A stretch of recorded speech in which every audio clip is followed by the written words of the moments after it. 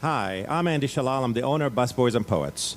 We are so happy to have Rock Newman and the Rock Newman Show join our tribe here. We are a tribe. This is a place where racial and cultural connections are consciously uplifted, a place where art, culture, and politics intentionally collide. This is a space to take a deliberate pause and feed your mind, body, and soul. We believe by creating such a space, we can actually change our community, change DC, and change the world for the better. And now, the Rock Newman Show. Folks, welcome to the Rock Newman Show from Busboys and Poets Live. Today is Saturday, November the 16th, 2013. I appreciate you tuning in today. I would strongly, let me say strongly one more time, suggest to you and to all of your friends that you call friends and or family to tell them to tune into the Rock Newman Show today at rocknewmanshow.com. Tonight, this show is going to be rebroadcast on 1480 AM in the D.C., Maryland, and Virginia area because we have an action-packed, great show with some great personalities, some Washington, D.C. icons. We here at the Rock Newman Show are interested in trying to make the world a better place, and we don't apologize for that being our agenda. We also have an agenda that highlights all aspects of Washington, D.C. We want to export the culture of Washington, D.C. We here in the D.C. metropolitan area are consumers of media really from around the world. We look at shows that come from other places. This is a show, the Rock Newman Show, that we intentionally import all that's good, great, and wonderful about Washington, D.C., and we also tackle some of the tough issues. Let me run down the lineup for today's show.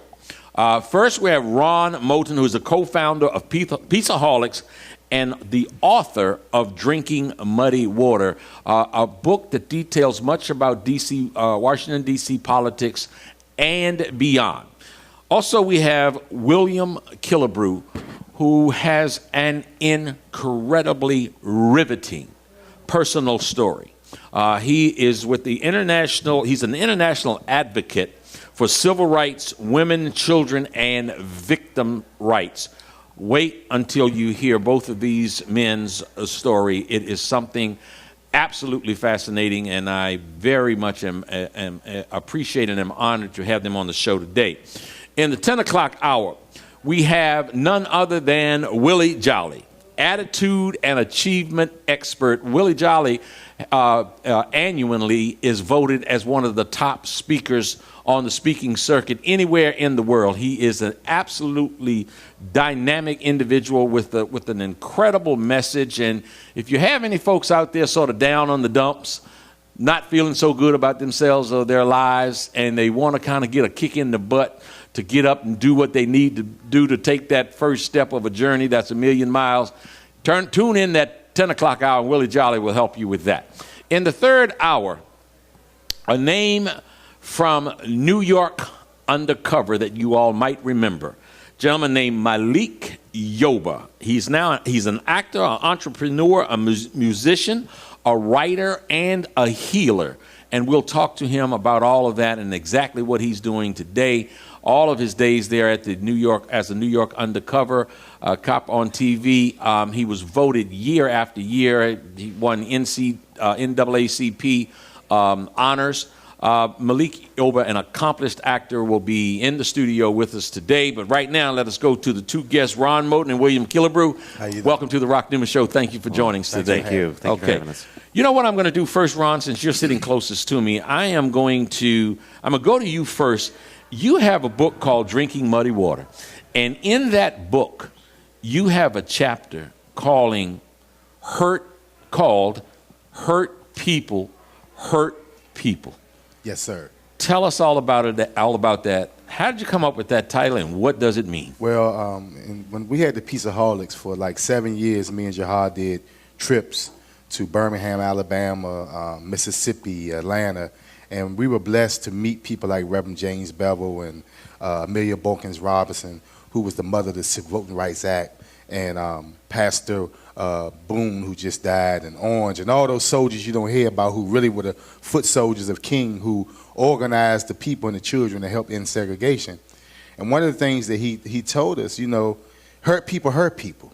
Because I used to talk about all the things that were happening in our communities, and I was like, I didn't understand why some of the things happened. And he would say, you know, he was a social scientist, and he would say, well, one thing that people don't understand is hurt people hurt people. Yeah. And, you know, I wrote about this in the book because I started seeing this. You know, in my community, when we started dealing with these shootings, and we deal with all these heinous crimes that happen, when you go back and start from the beginning of the story, you know, when that child or that adult was born, and you look at their journey in life, most of them went through a traumatic experience, a horrific experience in their life, and they never got services. They never got mental health services. They never got any love. Yeah. And when something happens, like, for instance, in Montgomery County and other places, whether it's a drunk driver killing a student, the students get services even though no one was shot or anything. Right. Then you go with the children that we worked with, and people have been raped, people have been shot, their friends have been shot, their parents have been shot, and they never got any services, and that anger stays within. And at some point it comes out. Now, how people deal with it is differently. Yeah. You know. Yeah. And in that chapter, I talk about, you know, people who I mentored, who, for instance, this one situation where these young guys, right, and their father was killed in front of them on the playground by a rival crew, right? Yes. Years later, over a decade later, one of them was locked up for killing somebody at that same spot on the playground. Wow. And another brother was locked up for, I know you remember the big story in D.C. when a young college student was riding his bicycle home from work, and he was killed, you know, was allegedly killed by another brother. And I go, it's four of them. Who had that kind of hurt, right. so and they history never, repeating itself. Right, exactly. Right. So, but we don't talk about this, you know. You know, Ron, when you say you don't talk about it, what I want my listening audience to know, if anybody is tuning in and you don't know of Ron Moten, Ron co-founded an organization called Peaceaholics. And Peaceaholics is an organization that goes into the city that does work, oftentimes not nearly given the credit that it should have for helping to save children's lives and making the community a safer place. I personally have witnessed the kind of work that they do, where there is gang intervention, where it's about to go down. Somebody is about to get hit. Somebody is about to get shot. Somebody is about to get killed. And this group, Peaceaholic, Ron Moten, and his compadres will go up into the middle of the beef and attempt as best they can to quash the beef, to stop the killings. I don't know if we ever have enough words in the dictionary to thank you for that kind of work. Now, Ron Moten, I want to get into somewhat your personal journey. You have certainly done a lot.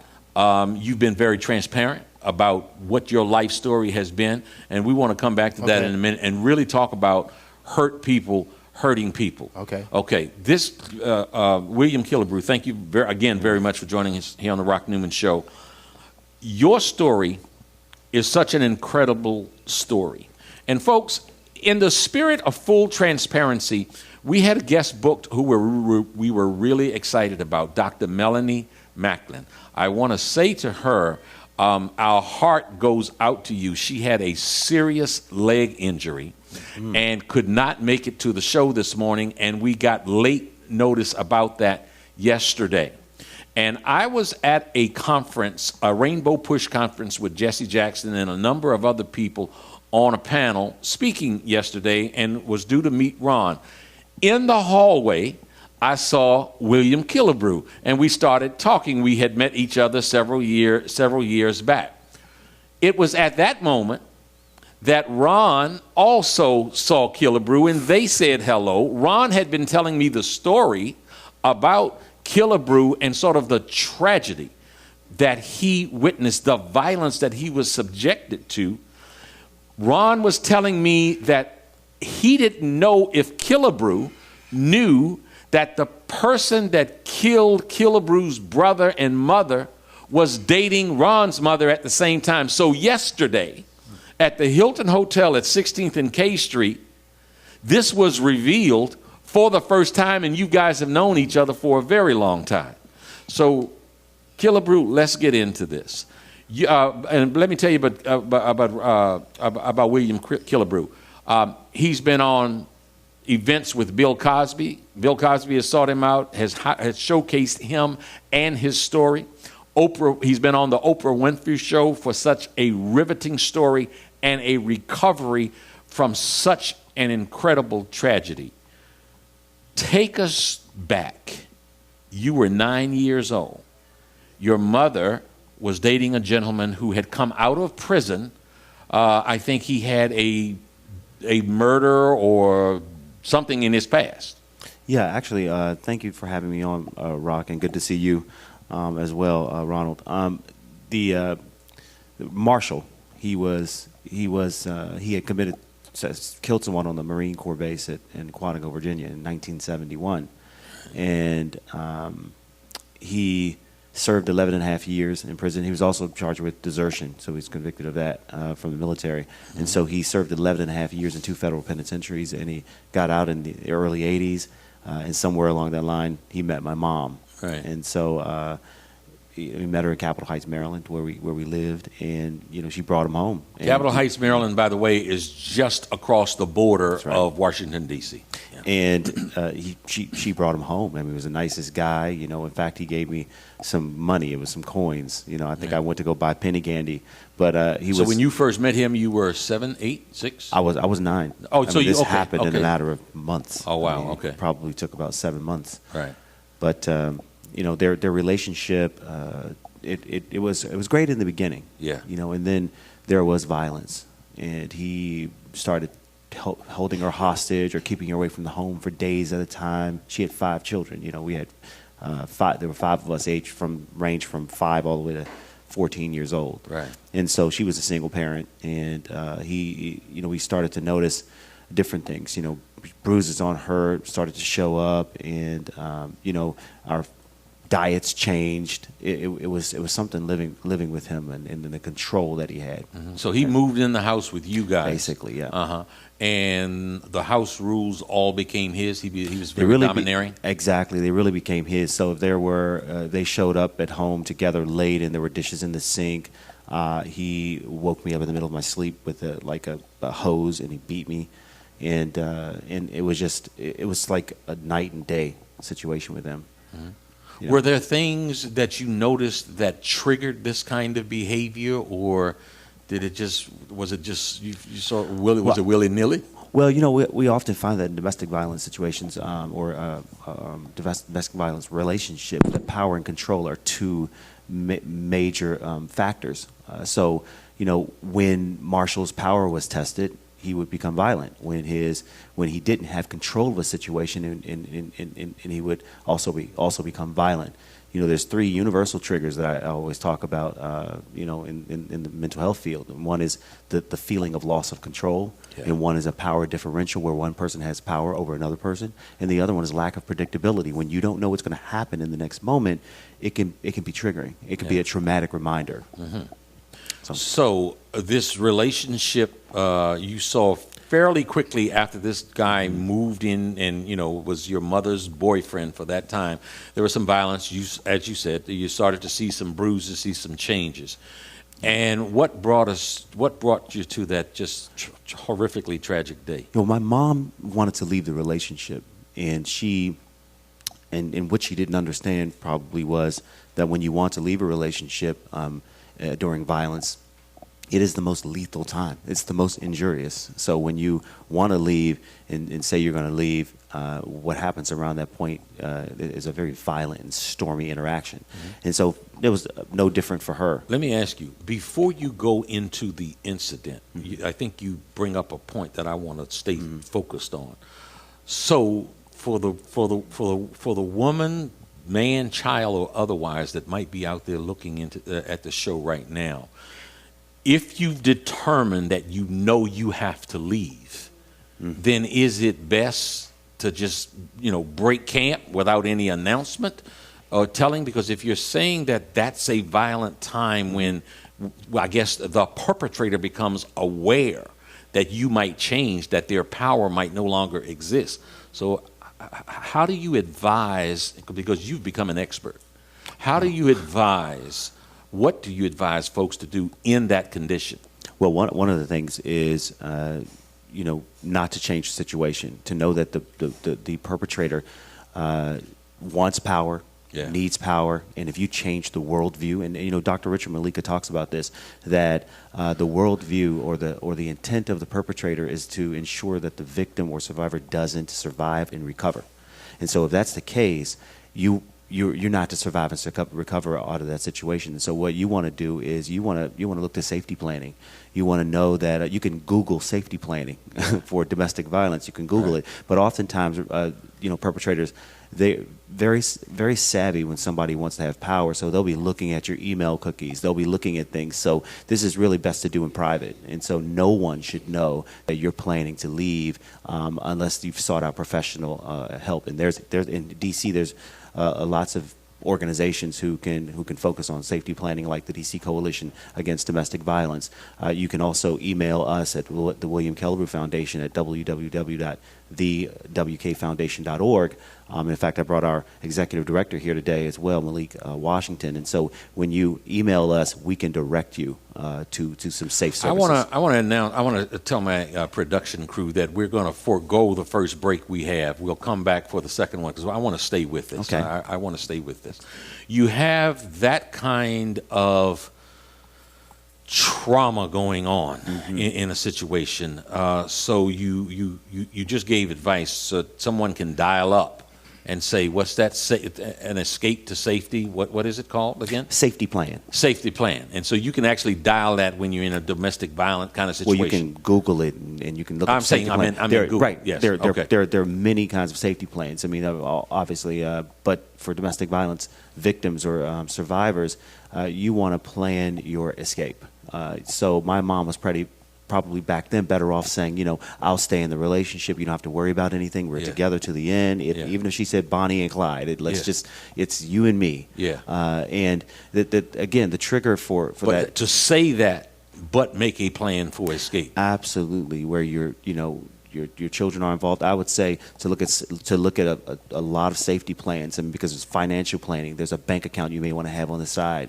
There's all kinds of things that you need to move. You always have your bag packed. In fact, I'll tell you something. I was at a high school, and I have young people write on the cards what their barriers are, and then on the other side, so how they're going to solve that barrier. Well, one of the cards that I got once said that I'm afraid because every night my mom and all of our children, so my mom and us, we always have our bags packed and ready to go. That's how dangerous it was at that home. Ron, before William gets into telling the details of that horrific experience of his, part of the reason I wanted both of you on here at the same time is because I think that the experiences and the work that you have done with what are oftentimes the victims of violence and the perpetrators of violence, and as you detail it in your book, hurt people. Does that resonate with you in terms of what he's saying, in terms of the control that the typical perpetrator wants to have? Yeah, but the thing about it, the hurt perpetuates this type of behavior, and these people who are hurting people, they were hurt, so now they try to impose their will on other people, trying not to hurt them. It was a gay gang I was dealing with in D.C. I told you about, called Check It. Yes. At one time, they were bullies. Yeah. They became the bullies. Yeah. And that's the behavior. That's what happens. It's called Check It right here in D.C. Yeah. And what people don't understand, if we don't deal with the problem, we keep on having this violence in America. And that group was consisted of many females, right? Females, transgender, and men, gay men.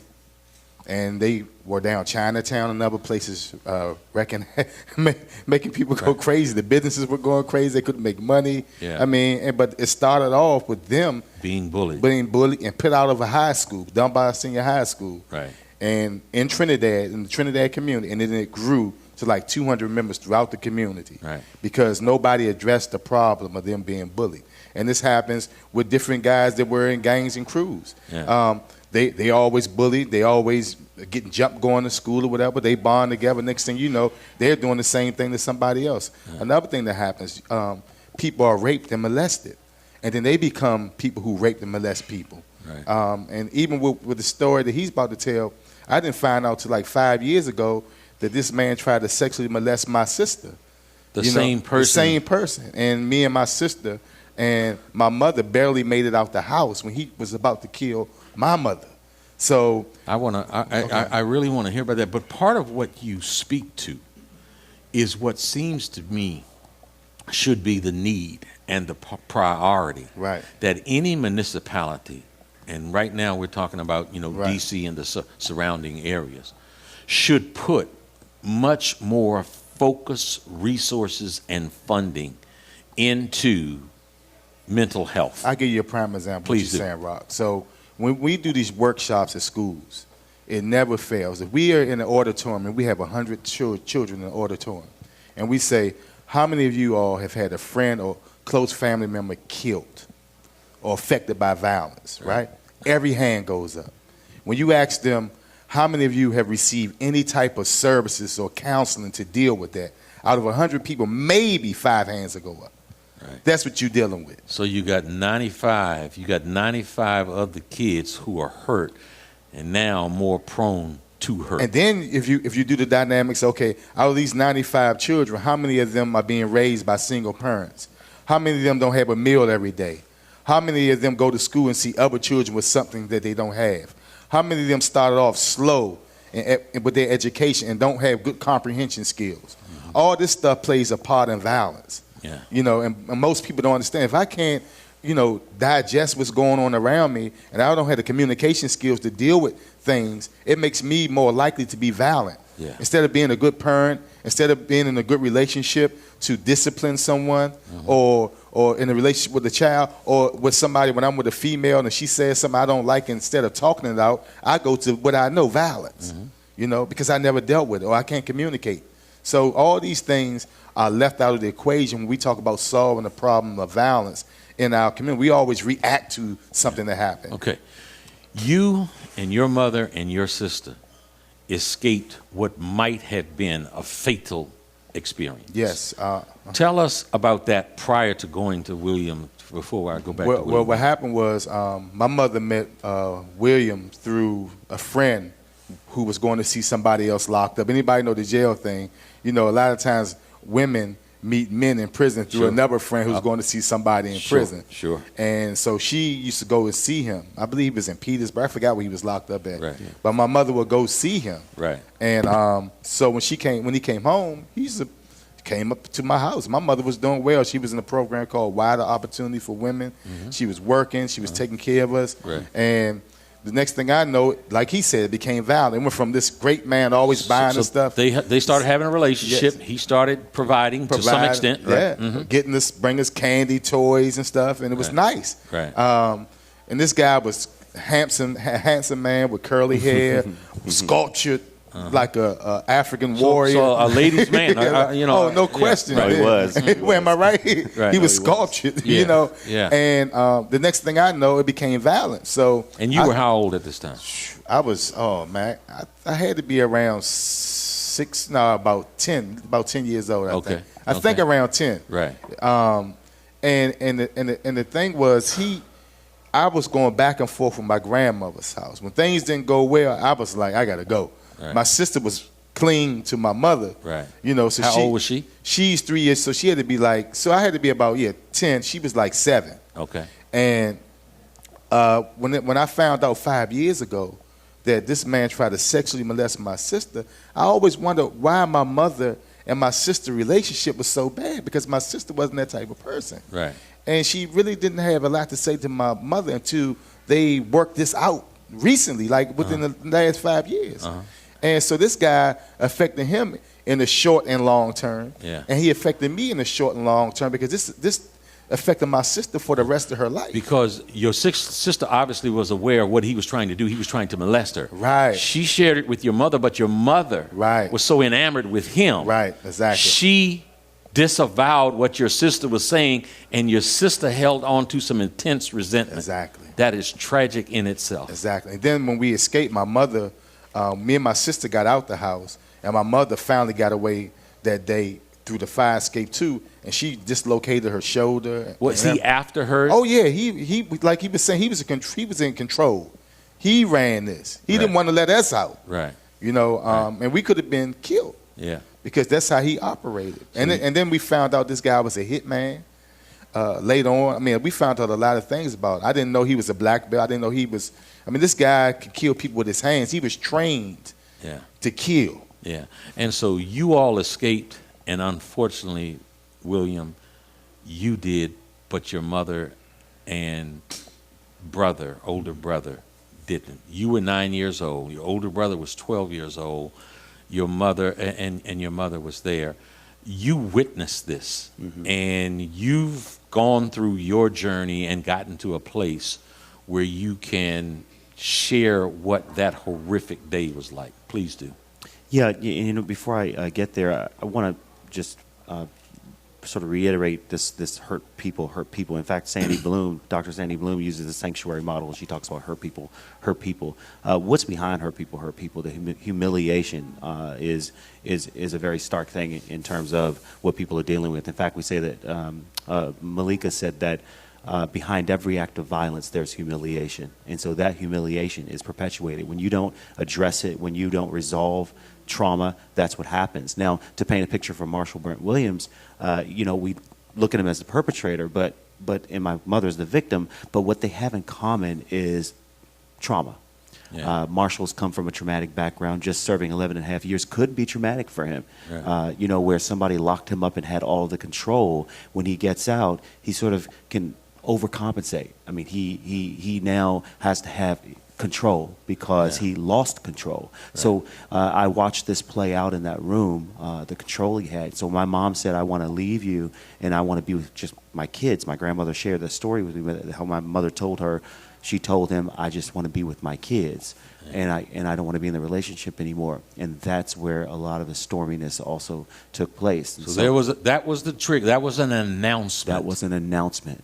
I'm going to leave you. I'm going to change your worldview. And the worldview for Marshall was, if I cannot have you, nobody else can. And my mother didn't understand that this was a trigger for him.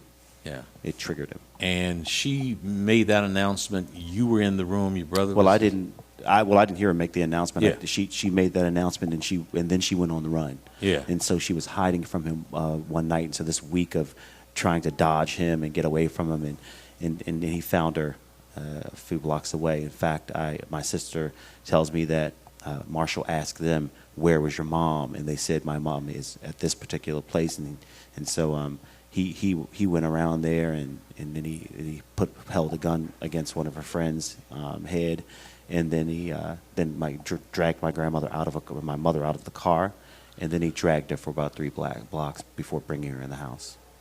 So he brings her in the house. Is your brother's in the house with her then, or is he? Where is he? Well, as they were coming down the street, Marshall was dragging her down the street, but he was trying to pull her back the other way. He's 12 years old, so he's no match for a Marshall who's very strong. So your 12-year-old brother was trying to pull her back. Right.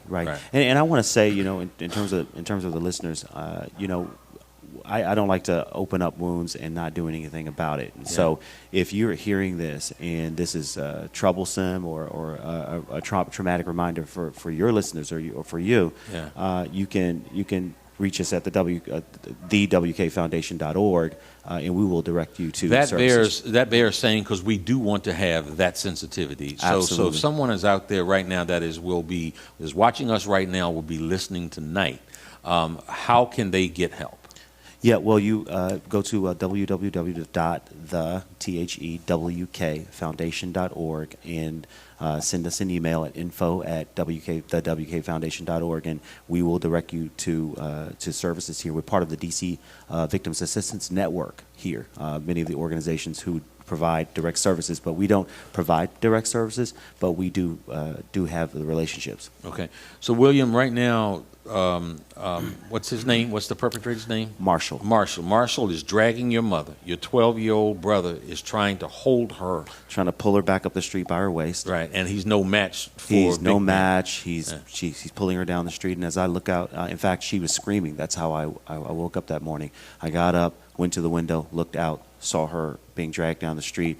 And frankly, I've seen so much violence between them and between my mom's relationships in the past. So I was conditioned in a sense. So I went upstairs to get something to eat, and when I came back downstairs, I looked outside the door, and there they were. I didn't think they saw me, so I closed the door and I locked it. Right. And I sat down and played with these Matchbox cars that were sitting right there. And then all of a sudden, I heard a knock on the door, banging on the door. Right. And as I looked through the window pane, my mom was standing there, my 12-year-old brother, Marshall. And so I opened the door, and when they came in, my mother, she went to the window, and she was yelling out to the onlookers and the bystanders who were outside. And my brother just stood against the wall, and Marshall turned around, turned his back to them, and then he just took out a gun and he started loading it bullet by bullet.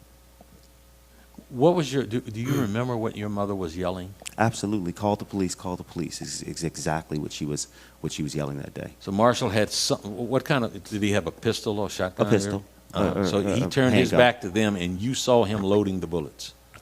Correct. He was facing me. And then? Well, I'll just kind of move through the room, but he proceeded to kill everybody in the room. What was it, how do you think you got spared?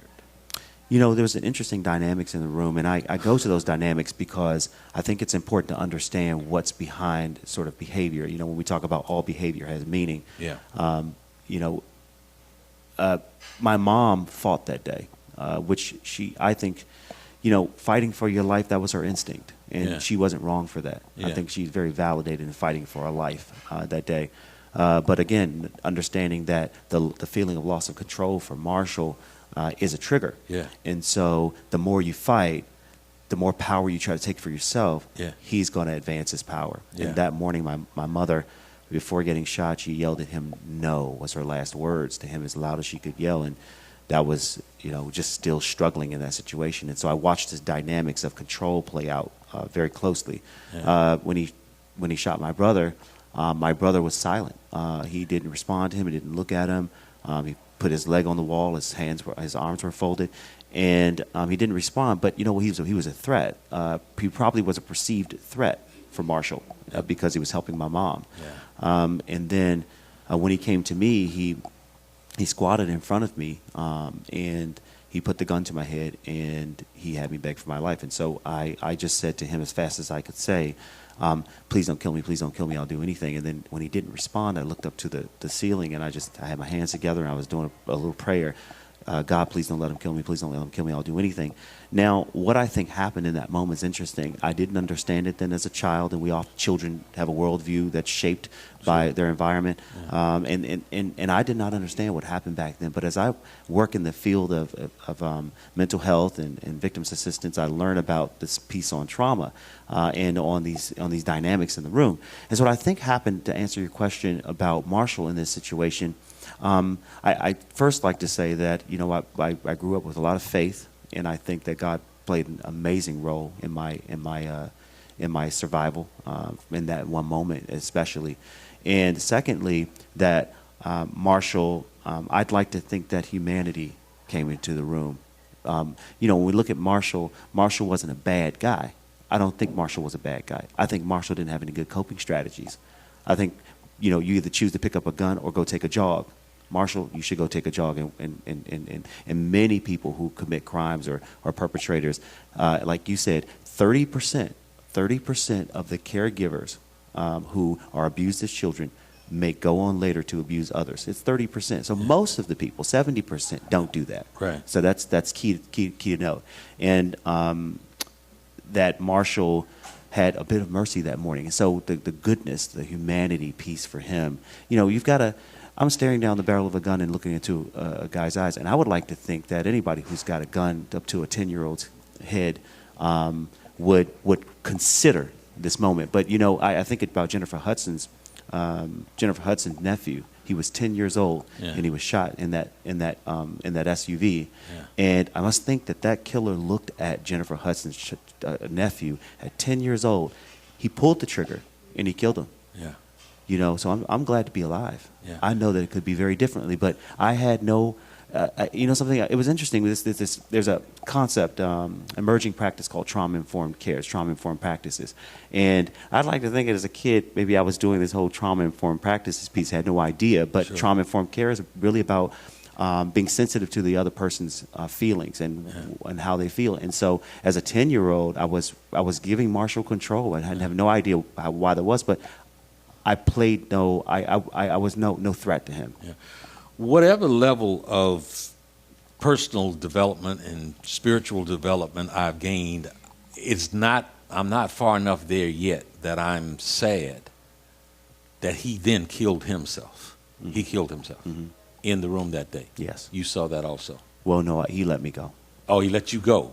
Thank God. And then it was found out that he then committed suicide. Yeah, 10 years later, actually, I found out that he killed himself right after I left by going over CBS footage, actually. That's when I found out. Folks, we'll be right back.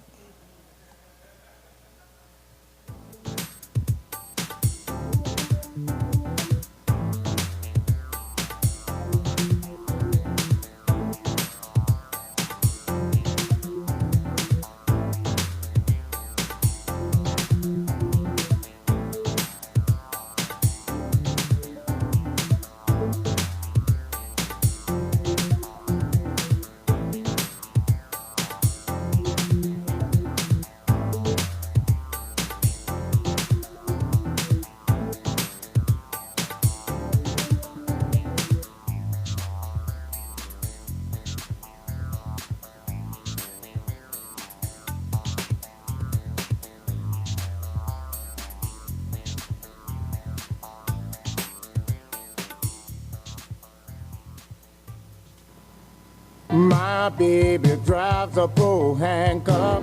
The weekend is here, and no matter what the weather's like outside, you'll find the deals inside here in the beautiful showroom of the all-new Pohanka Hyundai in Capitol Heights during their giant Markdown Madness sale. Smart shoppers know that every new Hyundai in Pohanka comes with Hyundai Assurance and America's best 10-year, 100,000-mile powertrain warranty. But why don't you tell them about the Markdown sale, Joe? I'll be happy to, Kim. Folks, shop around on the web, and you'll see lease payments on a new 2013 Elantra GLS at $179 a month. Today at Pohanka Hyundai, $99 a month. That's right, a $99 payment on a brand new Elantra. And $89 a month on a new 2013 Accent GLS Automatic. How do they do it, Joe? It must be the volume, Kim. A brand new building, hundreds of new Hyundais, and Pohanka's low payment and easy credit programs are designed to get everybody driving. But you have to get here today. Rush to the giant Markdown Madness sale at exit 13 off the Capitol Beltway. Pohanka Hyundai, king of the Beltway.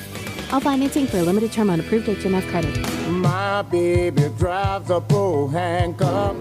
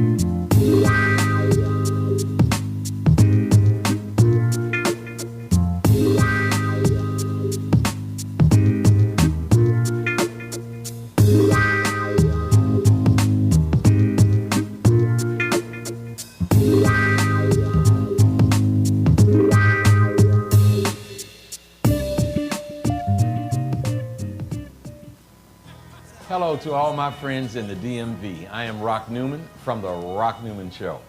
I want to tell you about the MGM Grand National Harbor, the most exciting project to come to the District, Maryland, or Virginia in quite some time. You're going to have great fun. Come on down, support this project with all you have.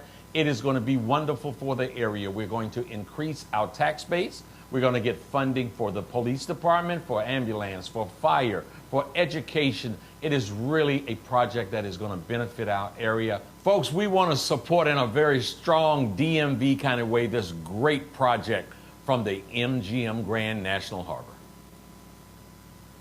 And now, the Rock Newman Show. Folks, welcome back to the Rock Newman Show. Today is Saturday, November the 16th, 2013. In studio with me right now is RONALD Moten. He's the co-founder of Peaceaholics and the author of Drinking Muddy Water. Also, William Killibrew, who is an international advocate for civil, human, women, children, and victims' rights. Coming up in the 10 o'clock hour, we will have none other than His Honor.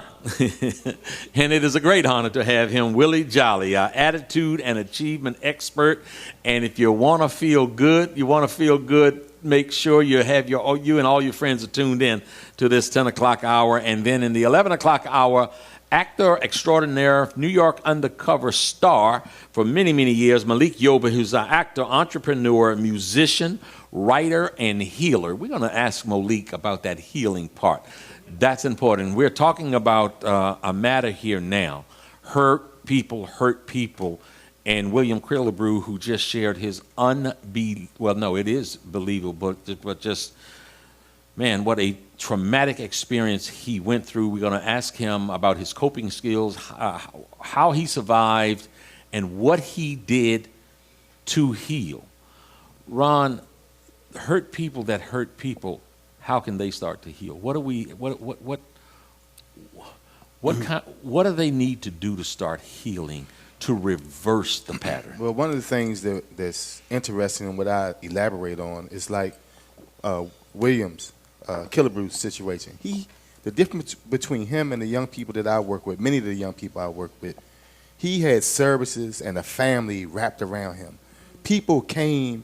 He went through a lot of things. One of the things he didn't talk about, he eventually used drugs and things, but he had people.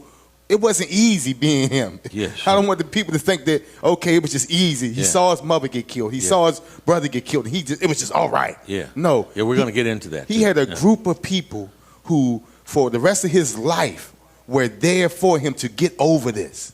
Right? And what happens in our community, we think that the young people are supposed to, after they see their friend get killed, their mother get killed, something dramatic happen in their life, the next day, they're just supposed to be normal. Right. That's the perception in our community, and that's not reality. But our children are faced with that every day because people don't care about them in most cases. So they don't get what happened in Columbine. They don't get what happened in Connecticut.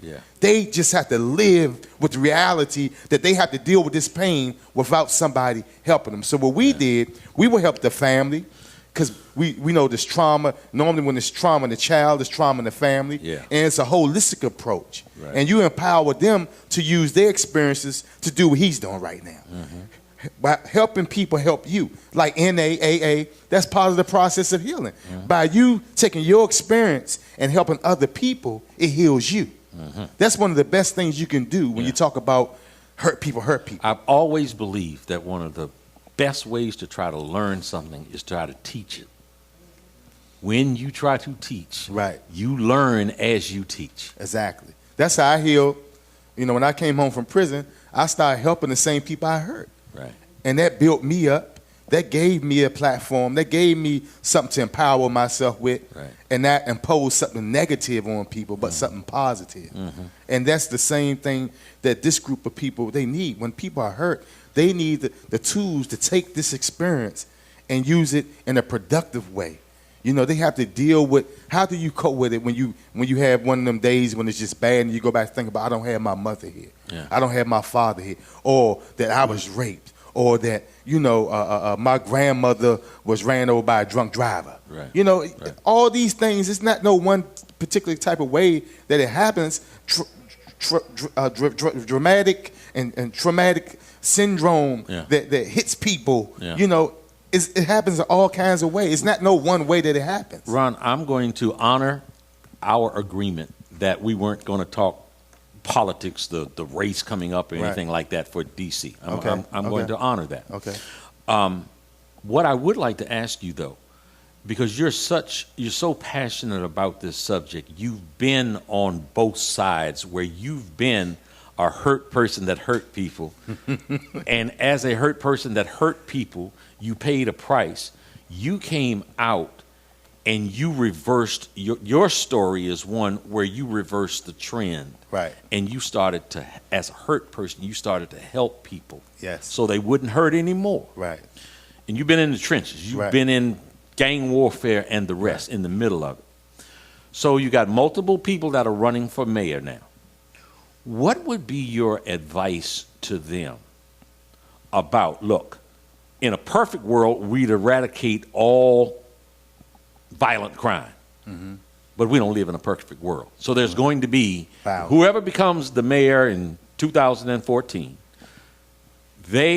violent crime is still going to exist. Right. When the crime happens where young kids, 10, 12, 14, 16, are so dramatically impacted, and they obviously have post-trauma, distress syndrome, and the rest. Look, if somebody is over in Libya or Iraq and they see their comrade, they see their infantry brother get killed, you know, we talk about the treatment that they need and the impact. So when a kid in Southeast or Northwest or Northeast or Southwest gets killed and his friends or her friends see it, they need help. What would you say to the next person, specifically in D.C., that takes the office of mayor, how they should treat those kinds of issues? First of all, I think we need to stop hiding the problem. Because the murder rate has gone down, we act like everything is all right. But of course, you know, the Washington Post revealed a story that said we had over 39,000 shootings over gunshots, over like a 5-year period. Let me go a step deeper. From 2006 to 2010, and I talk about this in my book, Drinking Muddy Water, at the Washington Hospital Center, MedStar Shock Trauma Unit alone, 4,003 people were treated for violent injuries, okay? Out of those 4,003 people. One hospital. In one hospital, just one.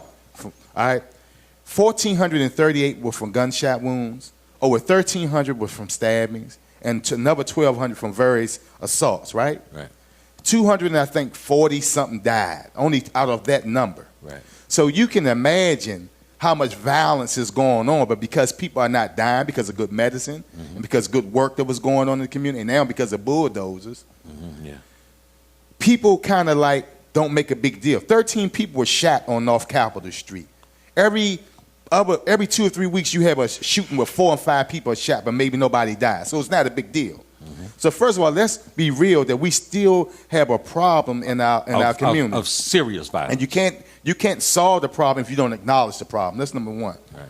Number two, if we don't deal with the social, economic, and educational issues that breed what we see in our community, you can't solve the problem.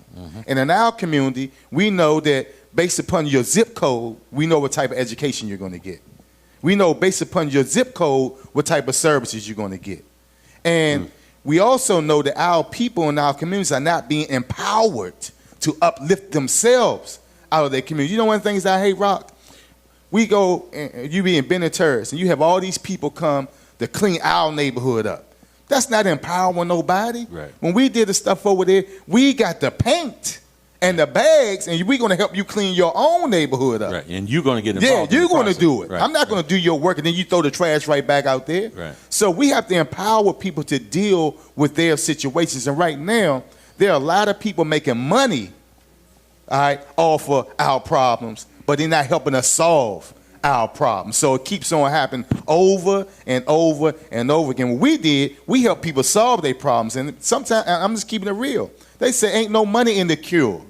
Yeah. Just like people talk about medicine, You know, people go to Africa every day, and they take what they call the witch doctors, medicines and herbs, and they bring them back over here and add some side effects to them, and then resell them. Yeah. See, but they'll tell you that these people are crazy and the stuff they do don't work, but they bring that same stuff over here and use it. Well, so, I mean, yeah, and I want to echo that to the candidates for mayor that this previous administration has and I'll give them credit because they have. And this council has ensured that victim services, the Office of Victim Services within the mayor's office, their budget was kept the same. In fact, they increased the budget for victim services, which is a key thing. We need to continue to keep supporting victim services, and it's always up on the chopping block. It should never be on the chopping block. Right. Number two, why? It should never be on the chopping block because, for instance, let's take this city's numbers in terms of domestic violence. You know, we know that the national numbers are 1 in 3 women will have experienced domestic violence in their lifetime. Well, in this city, we have 30,000 calls in 2011 that went toward domestic violence, and that's probably 50% reporting.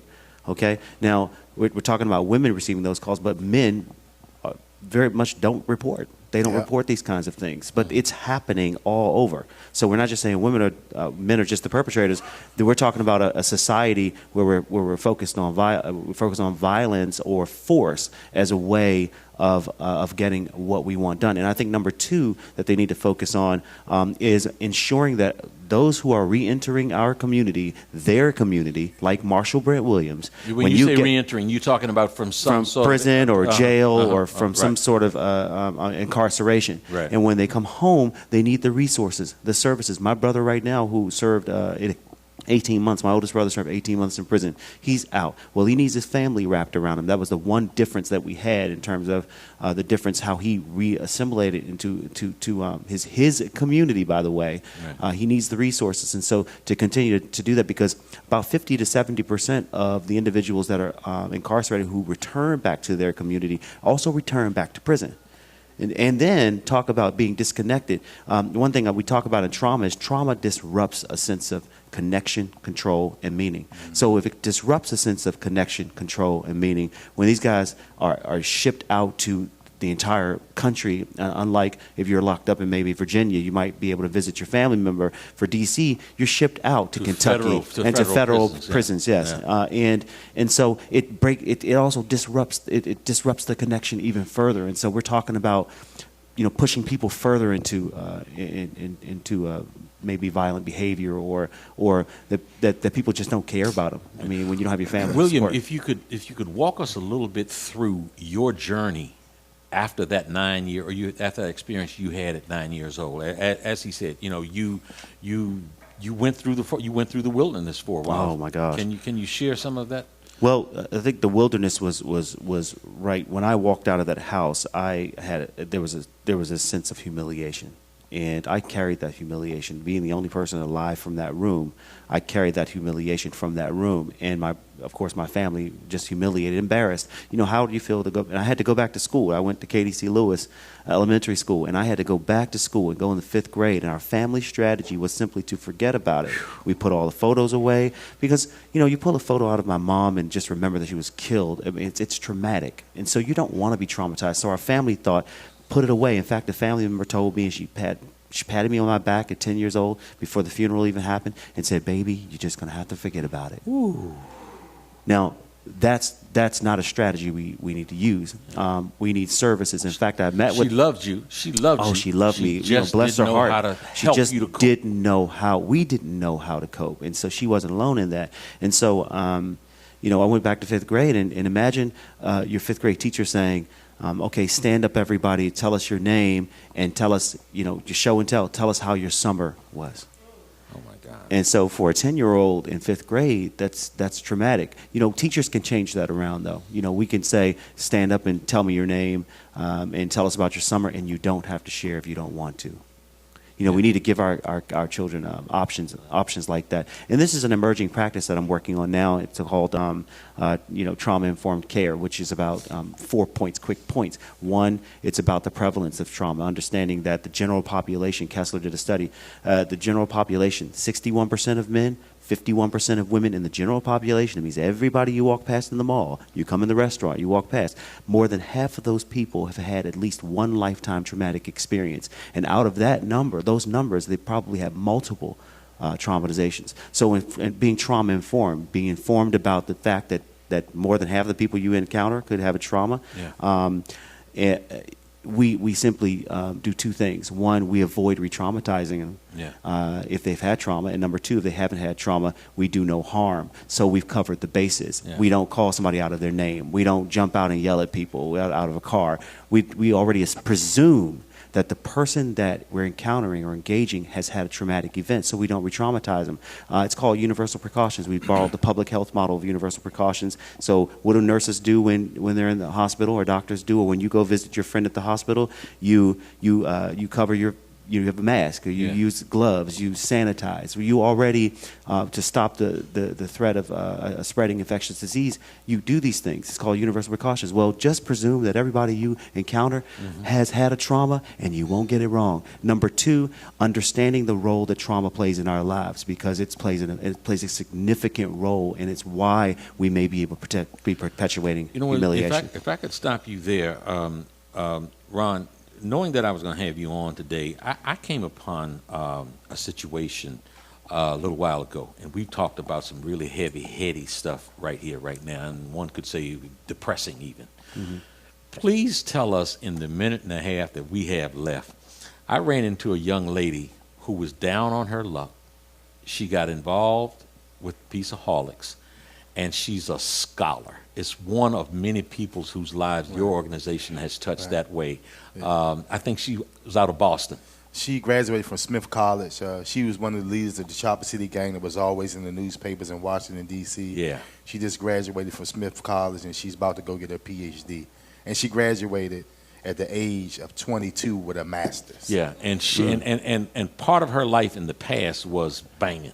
Banging, traumatizing other females, parents, men, everything. They got it in. They were more gangster than a lot of these guys in the city. But their father died from cancer, and we promised him that we would raise his three girls. Yeah. And all three of them graduated from college. All three of them are working, doing great things, and that's what they need. It's support systems that we need to put back in our community. Yeah, healing the village. Healing and recovery is possible. Don't think that it's not possible. Exactly. It is possible for every single person. You know, I want to thank Jesse Jackson. I want to thank Jesse Jackson for inviting me to their panel yesterday, because that's where I saw you two guys. Yep. And I'm going to tell you something, guys. We've had a lot of high-profile people on here, some very interesting subjects. This is one of my favorite. Absolutely, this is one of my favorite hour broadcasts. I want to thank both of you so much for coming, and I want to keep the lines of communication open to have you guys back, because you do an invaluable work in the community and around. So much more to talk about. Yes. Thanks. Thanks both of you right. so much. Ron, William Killibrew. Thanks. Folks, thanks for tuning in this hour. Coming up next, the incredible one, William Jolley. Sorry.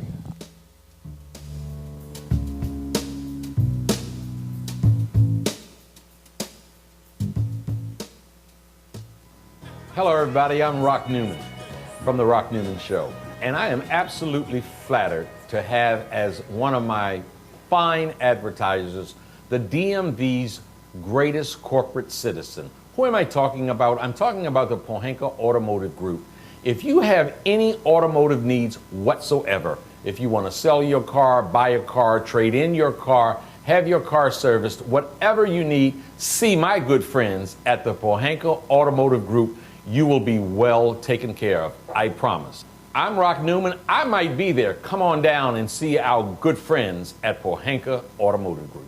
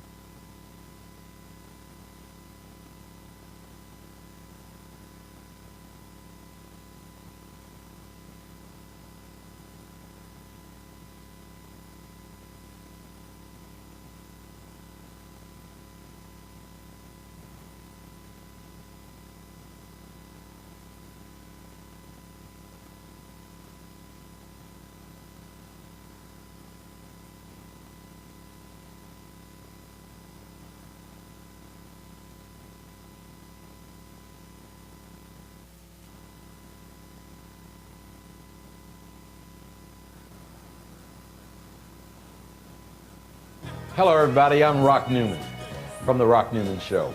And I am absolutely flattered to have as one of my fine advertisers the DMV's greatest corporate citizen. Who am I talking about? I'm talking about the Pohanka Automotive Group. If you have any automotive needs whatsoever, if you want to sell your car, buy a car, trade in your car, have your car serviced, whatever you need, see my good friends at the Pohanka Automotive Group. You will be well taken care of, I promise. I'm Rock Newman. I might be there. Come on down and see our good friends at Pohanka Automotive Group.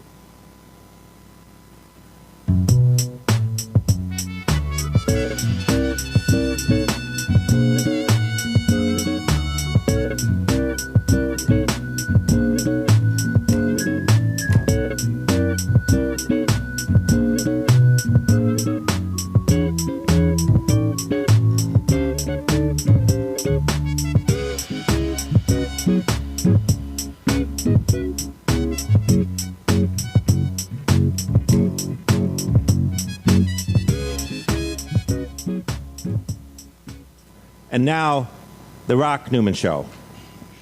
Folks, welcome back to the 10 o'clock hour of the Rock Newman Show. I just must repeat that 9 o'clock hour was riveting. I talked to my wife during the break, and she's out of breath. I mean, it was a breathtaking show. William Killibrew and RONALD MOTEN, I can't thank them enough. They're both gentlemen who are doing things in the Washington, D.C. community, making a difference in people's lives. And as we say unapologetically, the Rock Newman Show is an effort. Our agenda is an effort to make the world a little better place, one conversation at a time. I again say thank you to Ron Moten and William Killibrew for telling us a traumatic, telling, tragic, somewhat depressing stories, but a story that must be told and explanations that must be given to try to help the situation that goes on in our community. And really, it is a wonderful dovetail to be able to come into the 10 o'clock hour from such a really heavy and heady subject to have someone that has optimism deep in his DNA. Someone who is I've referred to as an attitude and achievement expert. Now think about that. I don't say those words lightly. Attitude and achievement expert. Somewhere in there, and I'm going to let him explain it because he certainly can do a much better job than what I can. But if your attitude is right, somebody told me your attitude helps determine your aptitude, where you're going to go, what you're going to achieve. It is my distinct pleasure to have Willie Jolley on the Rock Newman Show. Welcome. Hey, thank you, Rock. Thank you, thank you, thank you, thank you, thank you. You know, when people hear the name Willie Jolley, they smile and start to feel good.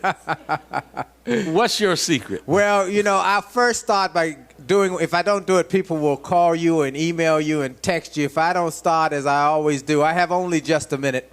Only 60 seconds in it. Forced upon me, can't refuse it. Didn't seek it, didn't choose it. But it's up to me to use it. I must suffer if I lose it. Give account if I abuse it. Just a tiny little minute, but an eternity is in it. And I want to greet everybody who's watching, who's listening even by pre-recorded version. Well, I'm grateful. That's what it is, Rock. I have an attitude of gratitude. And so I am grateful about the fact that every day that I wake up without a chalk outline around my body, I got another shot. Right? I got another chance to do something. And I love what you said, to make the world a little bit better.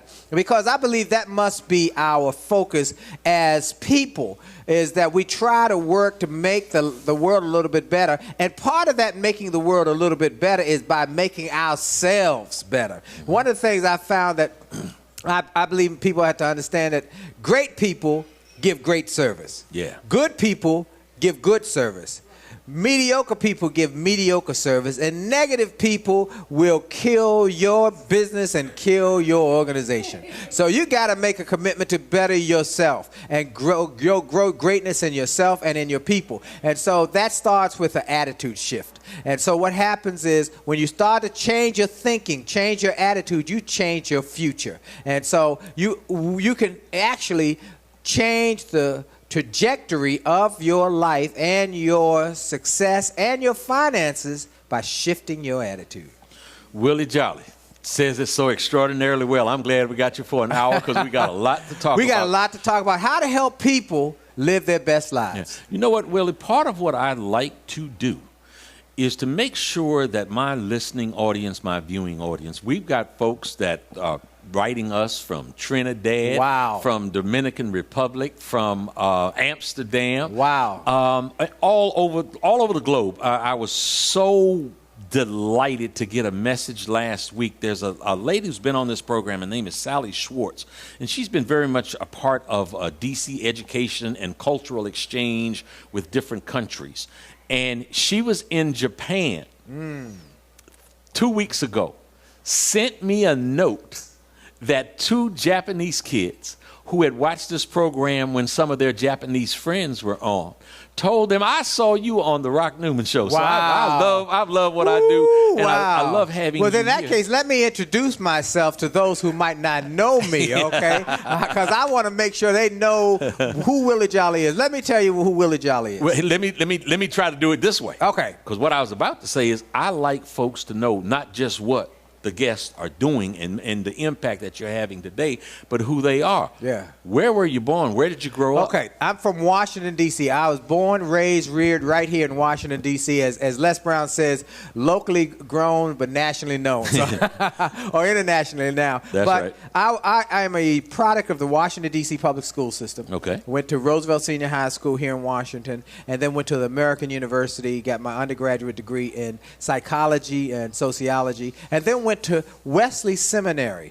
because I thought that I had this desire to inspire people. And the only way, you and I both know, for many years, the only way that a person who had an interest in inspiration or speaking or encouraging or love, they had to become a preacher. Sure. That was just the step by step you went. Yep. And so I went to seminary like anybody else who might have an inspirational bent. And I got in seminary and I realized I didn't quite fit with the rest of them. I was the oddball. I was singing in jazz clubs to put myself through seminary. And I was going to dances and parties and having a good time, and yet had this interest in inspiration. Finally, I got my master's degree in theology after many years, because I would stop and start and stop and start. I'd sing. I'd go on tour with Gene Carn and Phyllis Hyman as Let a me backer. ask you something. Yeah. You were singing jazz, putting yourself through seminary school. Yes, yes. What was one of your favorite tunes that you used to sing? Sunny, boom, doom, ba, Come on, come thank on. you for the This is the Rock sunshine Newman Show. in Come my on with life. it. Ba-boom, ba-boom, ba-boom, sunny,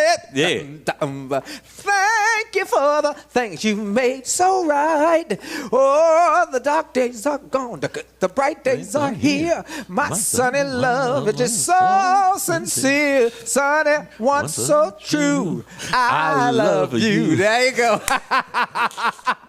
So I would sing jazz, put myself through college as well as graduate school, and then I became a full-time jazz singer. They offered me a church. I said, I can't do it. I'm not called to that office. I am supposed to do something different. At that point, Rock, I didn't know what it was. I just knew there was something else in me that I was supposed to do. So I started singing jazz to support myself, did jazz clubs here in the Washington area. For 7 years, I won the Washington Area Music Association Whammy Award, 5-time Best Jazz Singer, Best Entertainer, Best Performer. But then after 7 years, something happened. And this is what is the crux of my career. I had a setback. Okay. Went in a jazz club one night. Jazz club owner said, love your band, love you guys. You're filling up the nightclub. You got standing room only audiences. People love you. But the owners of the club had decided they got to get a better return on investment. And the only way to do that with a full nightclub is that we got to get either more people in here. We can't do that because it's full nightclub, or we got to lower costs. Yeah. And the band's the biggest cost. And there's something else that's filling up nightclubs that's a lot cheaper than the band. We bought a karaoke machine. And I said, but what about my bills? I mean, I worked so hard. What about my bills? And I realized that night, Rock, nobody care about your bills but you and the people you owe. Am I right about it? That's right. And I went home and told my wife, I got to do something else. I don't know what I got to do. And I took a job with the D.C. public school system as a drug prevention coordinator, talking to little kids about staying away from drugs. And as part of my job, I had to give speeches to little kids about staying away from drugs. And it was clicked. Yeah. That was it. I found what when I was was that? That was 1990. That was 19. So from June the 1st, 1990 through May the 31st, 1991, I worked for the D.C. Public Schools, giving little speeches to kids. After a year and getting all sorts of invitations from not only schools here in Washington, but literally around the Washington area, the district of Maryland, the Virginia area, all saying, this guy, he's entertaining, and he got a powerful message for kids. And I started getting more and more invitations. And I realized I had to leave my job and my comfort zone and step out on faith. And I left my job, went out on faith, started speaking, and I made a decision too. I spoke to one of my friends. I said, you know what? I'm going to be one of the best speakers in the world. I'm telling you, I'm going to be one of the best in this business. I don't know how long it's going to take, but I'm going to do it. And he said, and he had questions. He said, I don't know, man. You speaking to little children and yeah. That was like middle of 1990. Mm-hmm. In 1999, I was named one of the top 5 speakers in the world by Toastmasters International. Former winners include Colin Powell, Norman Schwarzkopf, Nelson Mandela, Margaret Thatcher, Christopher Reeve. My books started coming out. They became bestsellers. 2005, I was inducted in the Speaker Hall of Fame. And you and I just recently got I'm very honored that I was with Rock Newman. We got the Businessman of the Year award. So y'all don't know that. The two of us got it by the African American Chambers of Commerce in September. But I'm very grateful that I was able to find what I was supposed to do.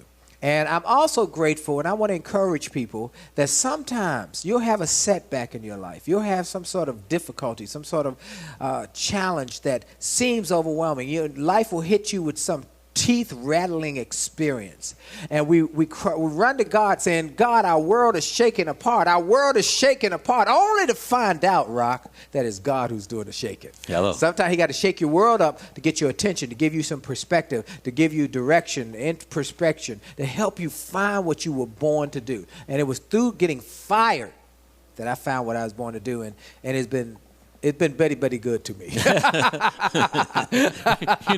Earlier before this show started this morning, yes. one of our producers, yes. Tawana Clayton, yes. she last week was not with us on the show. She was in the Dominican Republic. And so when we talk about the Dominican, everybody was talking about their experience in the Dominican Republic. I shared that I spent 3 days there with Sammy Sosa. So that was a very, very special 3 days. Yes. So Sammy Sosa was the one in baseball been very, very good to me. Very, very good to me. Absolutely. There was a phenomena. It still goes on. One of the perhaps best sold books ever. And when I say phenomena, I don't think that's hyperbole. I think it was a phenomenon. It was called The Law of Attraction. Yes. How does that fit? Absolutely, that fits. What we speak, what we think, what we put out is what we draw to us. If you say you're sick, you're going to be sick. You say you're poor, you're going to be poor. You say your children are bad, they're going to be terrible. What you speak is magnetic. So we have to, the law of attraction says we have to speak what we want, where we're going, even before we get there. We have to start speaking what we're trying to achieve and put it out into the universe and into the way of life. Have you ever noticed, Rock, here's the law of attraction. Ever noticed you think about somebody one day and the phone rings in them? Yeah. Have you ever had the experience where you're going down the street and something says to you, turn off here? Well, this is not my turn off. Turn off here. And you turn off and later you find that there's an accident or a big traffic jam down there and you avoided it. Yeah. They say, isn't that a coincidence? Nah. It's the power of what I call the intuition and that law of attraction. And you have to learn how to turn that volume up on that in you, inside of you, and turn down the volume of all the negative naysayers all around you. Because they're negative naysayers all around you, and you have to learn to turn their volume down and turn your intuition, your law of attraction, your positive thought pattern up inside of you. And when you do, all sorts of amazing, incredible, magical things start to happen in your life. Goethe said it like this. He said, until one is committed, there's hesitance, the chance to turn back, always ineffectiveness. But the moment one definitely commits oneself, then providence, the hand of God, moves also. And all manner of things occur that would never have regularly occurred. Commitment has power and magic and genius in it. So that's why you must begin what you're beginning do it now, and have a positive expectation. Yeah. Okay? Wayne Dyer. Yes. Wayne Dyer, incredible book, The Power of Intention. Yep. And his premise is that whatever it is, whatever that goal, whatever that dream is, it must be laced with good intention. Absolutely. And you know, Oprah says the same thing. She said there's power in intention. And I believe that we must not thought that, one, you just said the goal, the dream. Yeah. We must, for have a goal. I was on my, I was online yesterday. We did a big program because next week is the kickoff of my National Speakers Boot Camp, and we're going to have it here in the Washington, D.C. area. And by the way, people can go to the website williejolly.com if they're interested in being a speaker or interested in learning how to get into this billion-dollar speaking industry. And we want to teach people what I've learned over these 23 years. But I was on an internet chat, and a lady said, "What's the secret to being able to live your dreams?" I said, one, you must have a dream and a goal that's clear. And number two, you must have intention and a why to make you want to keep fighting for it. Folks, after these messages, we're going to come back and talk to you more about realizing your goals, achieving high achievements, and being your best self with the expert, Mr. Willie Jolley, after these messages.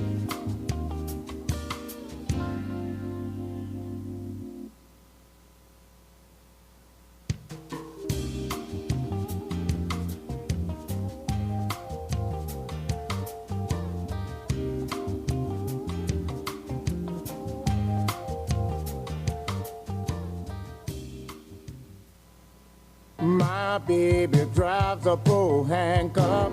The weekend is here, and no matter what the weather's like outside, you'll find the deals inside here in the beautiful showroom of the all-new Pohanka Hyundai in Capitol Heights during their giant Markdown Madness sale. Smart shoppers know that every new Hyundai in Pohanka comes with Hyundai Assurance and America's best 10-year, 100,000-mile powertrain warranty. But why don't you tell them about the markdown sale, Joe? I'll be happy to, Kim. Folks, shop around on the web, and you'll see lease payments on a new 2013 Elantra GLS at $179 a month. Today at Pohanka Hyundai, $99 a month. That's right, a $99 payment on a brand new Elantra. And $89 a month on a new 2013 Accent GLS Automatic. How do they do it, Joe? It must be the volume, Kim. A brand new building, hundreds of new Hyundais, and Pohanka's low payment and easy credit programs are designed to get everybody driving. But you have to get here today. Rush to the giant Markdown Madness sale at exit 13 off the Capitol Beltway. Pohanka Hyundai, king of the Beltway.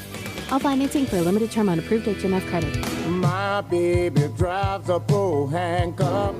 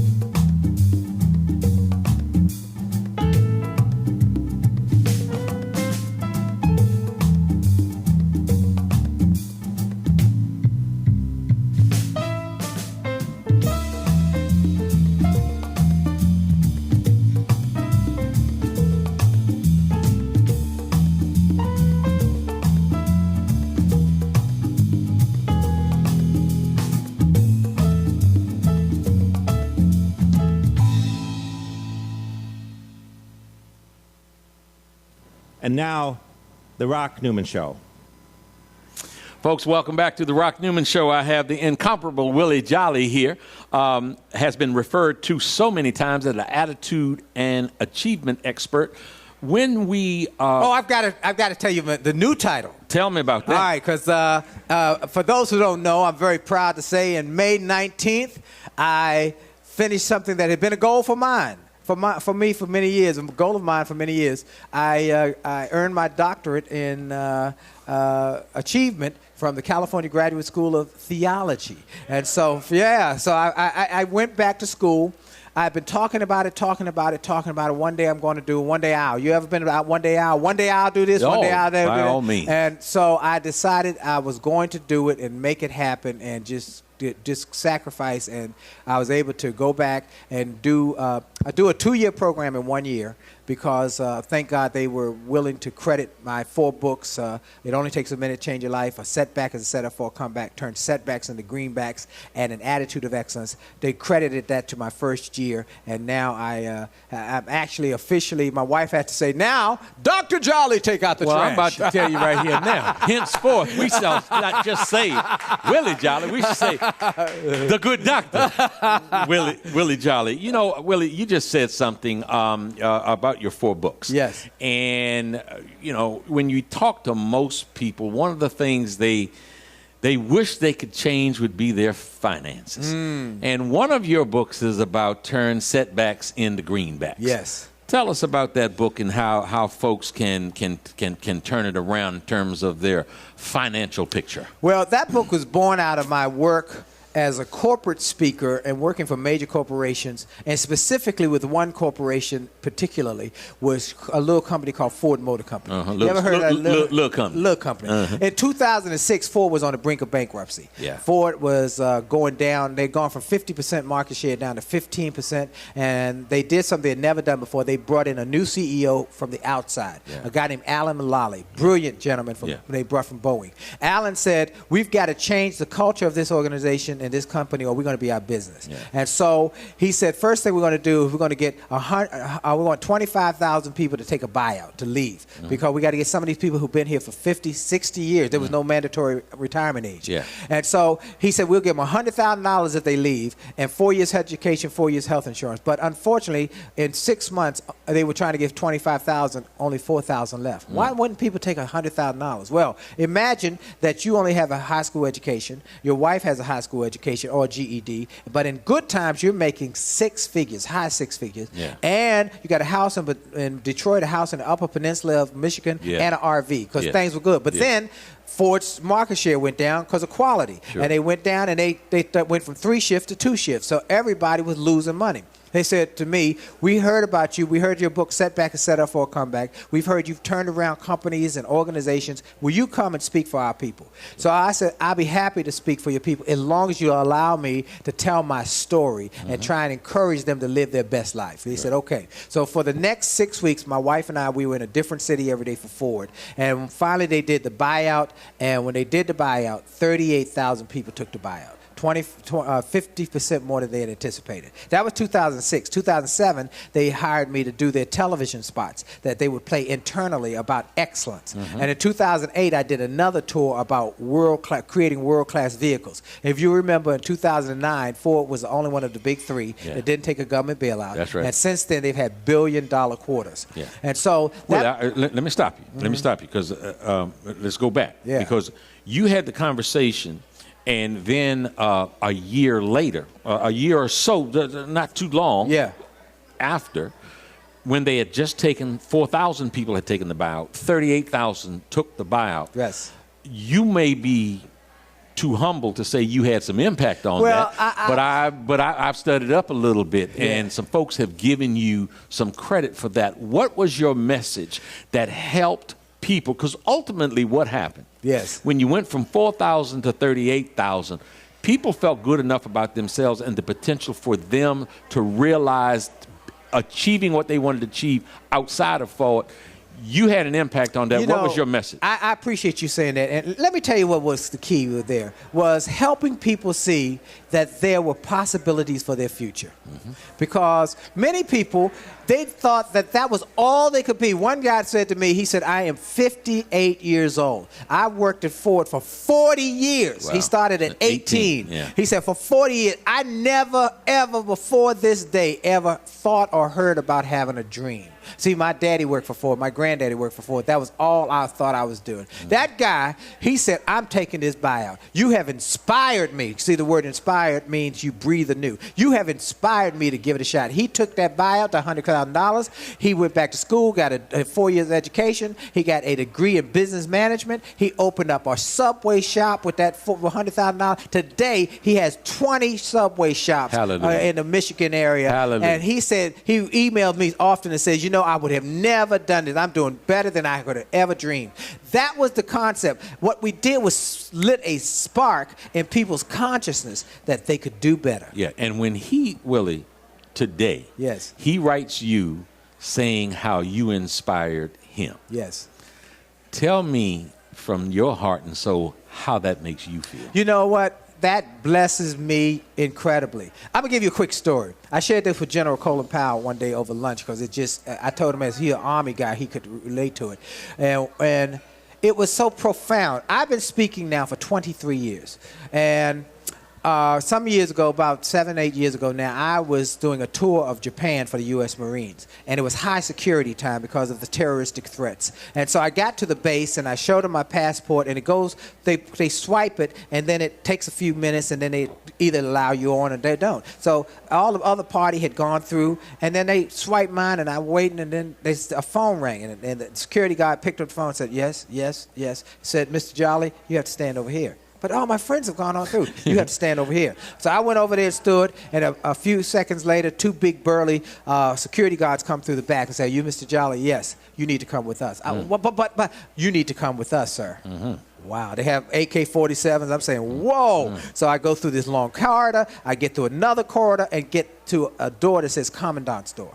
Go through the Commandant's door. He's not even in there. He comes from his inner office to the outer office and said, are you Willie Jolley? And I'm thinking a little strange then because my passport says William Jolley. I said, yeah, I'm Willie Jolley. He said, are you Willie Jolley, the speaker? Now, my passport says nothing about a speaker. Yeah. He said, are you Willie Jolley, the speaker who wrote the book, A Setback and Set Up for a Comeback? At this point, I'm really like freaking out. What in the world? He said, let me tell you something, sir. In 1993, I was a 11th grader at Archbishop Carroll High School in Washington, D.C. I was on drugs. I was using drugs. I was in a gang. I was messing up.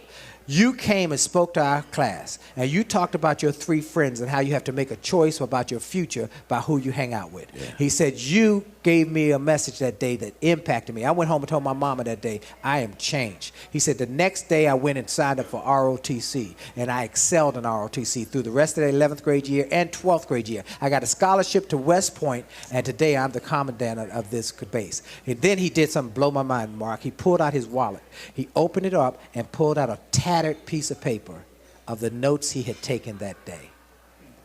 That's when I knew that this is what God sent me here to do, to inspire people to live their best lives and to see the possibility. So that's why I want all your viewers and listeners to do. I want to give everybody a gift. The book that changed my life is a book called Think and Grow Rich. Just like the Law of Attraction, Think and Grow Rich. Napoleon Hill. And that book was the first book I ever read from cover to cover. It changed my life. It changed my thinking. It talked about the possibilities. And that I still reread that book once a year. I recently was honored to be one of the experts that celebrate the legacy of Napoleon Hill by the Napoleon Hill Foundation. And as a result of that, they have allowed me to give that book in a digital form away to all my friends on my website. So everybody who's looking, I want you to go get Think and Grow Rich. Kamal, I want you to get it. I want you to get Think and Grow Rich. Kamal, one of your producers, he's my nephew. All right, he's my nephew. I want y'all to go to williejolly.com/free. williejolly.com/free, F-R-E-E, and get that book digitally downloaded on your iPad, on your phone, or on your computer. Read it. Read that book. It will impact you and help you to think and grow rich. Am I right about it? Let me tell you something, Willie. So let me co-sign that. Yeah, all right. Let me co-sign that. At a point in my life where I felt I was floundering, knew that I wanted to reach higher ground. I was picking up, looking for inspiration. I was picking up one book here and one book there. Some of them I finished, some of them I didn't. I picked up Think and Grow Rich. And when I first read it, it's written in a language, and I'm going to say this to y'all because I want to co-sign with an exclamation point. Go to Willie Jolley's site and get this book. To just briefly tell my experience. When I first read it, it was like I wasn't quite ready for it. I thought I wanted something, but I wasn't quite ready because I put it down. I didn't get through it. It's written in sort of an older, almost corny-sounding language, something in 1929. That's and right. William Jennings, they're talking about in the whole bit, and Carnegie and all of these old folks, and I'm not wrapping my mind around it. And somewhere within the year, after I picked it up a couple of times and put it back down, my life wasn't where I wanted it to be. I got into that book, and I started making notes. That's it. On the edges, on the margins. That's right. I started at the end of the chapter where there was somewhere to make some notes. And I started practicing the affirmations. Mm-hmm. I started listening to the words of an incredibly wise man who has one of the best-selling books in the history of books. That's right.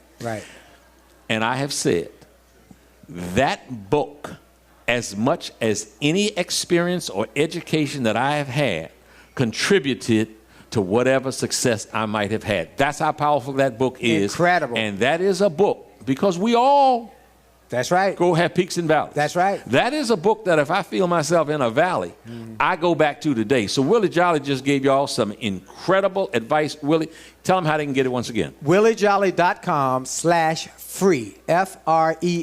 Look for you'll sign in your email, and then you'll look for the Think and Grow Rich book. Also, there's an interview I did with Bob Johnson on my SiriusXM show. And by the way, for those who got SiriusXM, I'm on every week on Saturday at 4 o'clock, Monday morning at 8 a.m., and 11 o'clock on Wednesday morning. They replay the same interview. And interview I did with Bob about how he went from being a little government labor guy on Capitol Hill to becoming a billionaire, and the struggles, but how you can do it too. It's possible, and I wanted people to do it. So WillieJolley.com/free. Go and get some of these resources. They're free. We give them free because we want people to, some people can't afford it.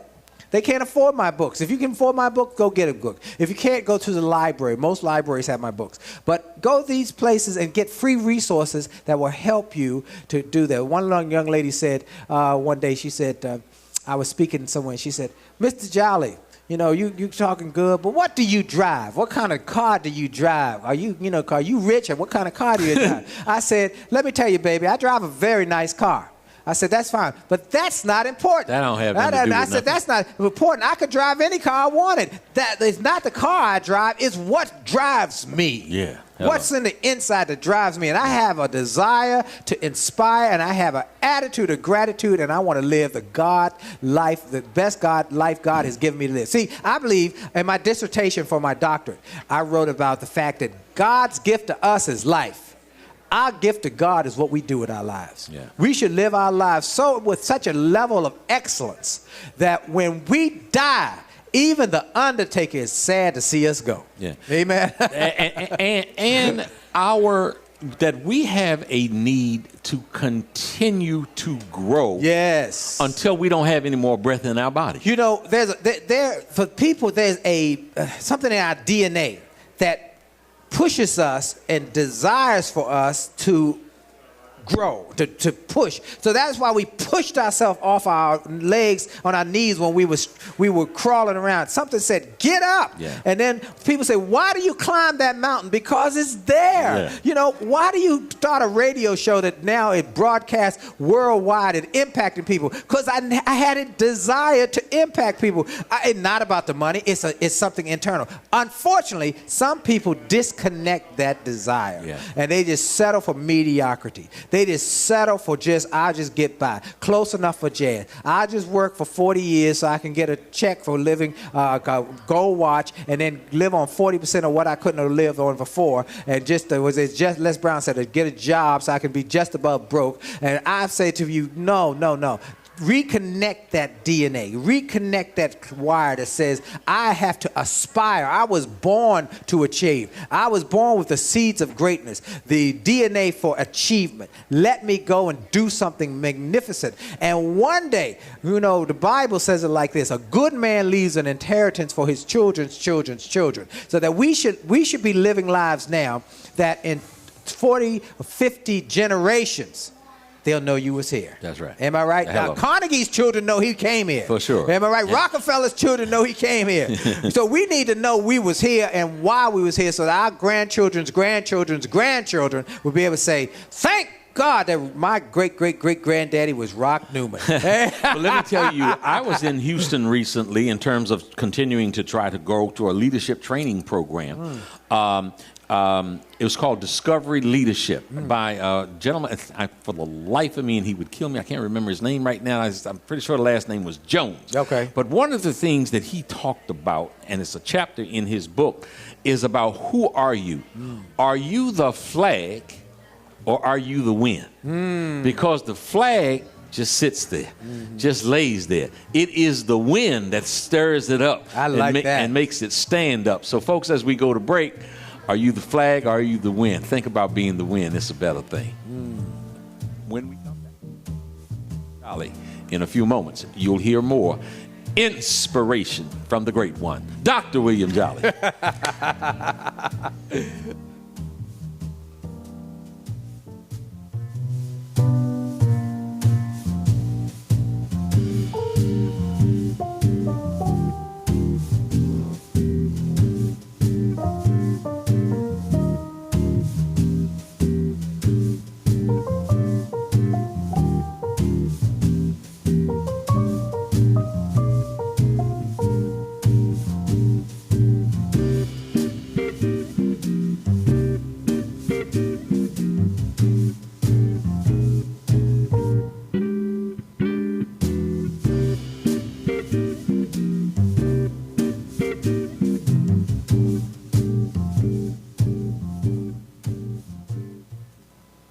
My baby drives a bull handcuff.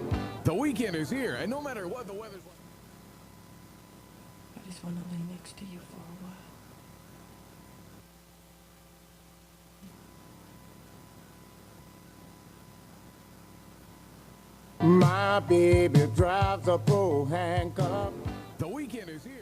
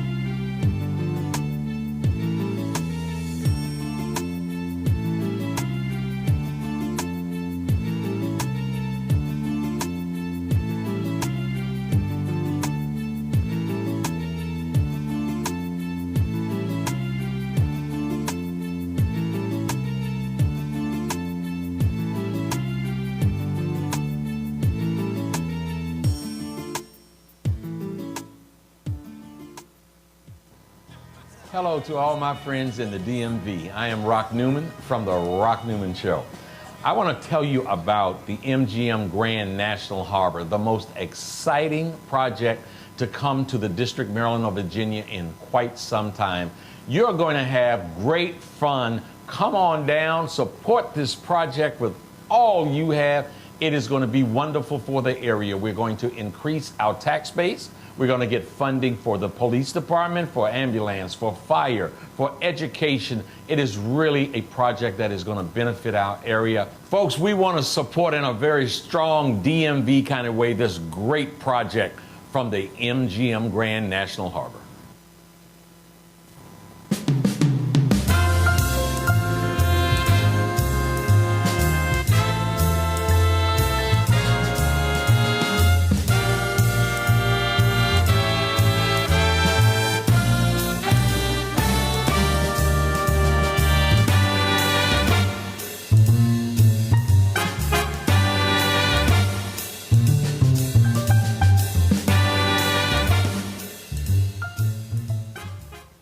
And now, The Rock Newman Show.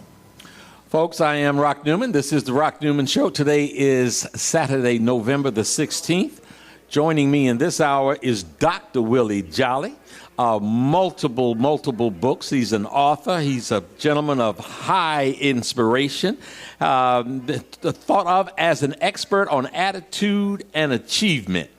Coming up in the 11 o'clock hour is Malik Yoba, actor, entrepreneur, musician, writer, and healer. And as I said earlier, we're really going to talk to him about all of that, especially that healing part. And that I see that Malik is a musician. For those of you who joined us earlier, you also know the Willie Jolley can carry a tune himself. We might get another one before we wrap up this hour. Willie, you are such an ebullient person, so full of energy and life. I noticed the other morning I was meeting the state's attorney for Prince George's County. I screwed up where I was supposed to meet. I was supposed to be there in the heart of Upper Marlboro, and I went out 301 to a place called Rips. We had talked about meeting there the week earlier, so I screwed it up. As I was going, and I got there early, and since I had such a leisurely drive, I really paid attention to people as I rode past them, as they were riding past me. And people early in the morning had a frown on their face. Mm-hmm. There's so much like grief and negativity that seems to prevail. Why? Well, people realize that life is challenging, okay? But they don't also realize the other part of it. Life is challenging, but it's still worth living. Yeah. And when you get the second part of it, it really starts to make you have a different perspective. I think that many people, they get up with just the first part and they say, oh, woe is me. Some people wake up and say, good Lord, it's morning. I say, good morning, Lord. It's another great day. Right. I get up, I make my staff. In fact, I have two websites. One is williejolly.com, and I want people to go to get the book, williejolly.com/free. But my other website is my nonprofit website, which is jollygoodnews.org. Jollygoodnews.org. JOLLEY, goodnews.org. And in that, you'll see a couple things. You'll see some of my messages from the Hour of Power with the Crystal Cathedral. You'll see me on TBN. But you'll also see a piece that I have done for my staff. We do a thing in my office every day with my team. We all get around it. I say, okay, y'all ready? Let's get it on. Here we go. I want everybody to repeat after me. Say, I'm healthy. I'm wealthy. I'm happy. I'm whole. I feel terrific. I'm blessed and highly favored. This is the day the Lord has made. Let us rejoice and be glad in it. And then I make them repeat it. I'm healthy. I'm wealthy. I'm happy. I'm whole. I feel terrific. I'm blessed and highly favored. This is the day the Lord has made. Let us rejoice and be glad in it. And I do that because I want to get them an affirmation that this is going to be a good day. Mm-hmm. See, one of the things I tell people about shifting your attitude and changing your attitude, and once you say people wake up with a bad attitude, I make a point of telling people, you want to change your attitude? Here's how you do it. First thing in the morning, before you turn on television, radio, you get up and you be grateful. You write about something. You read something positive. You listen to something positive. That's why we got my daily motivation at 5:50 every morning on WHUR. Yes. And soon you'll see it on national television every morning, so that people can get something positive. Then the second thing I do is say, okay, you have some sort of affirmation, but some people can't get that. I say, here's a simple way to do it. Say good morning to the first 10 people you see. Yeah.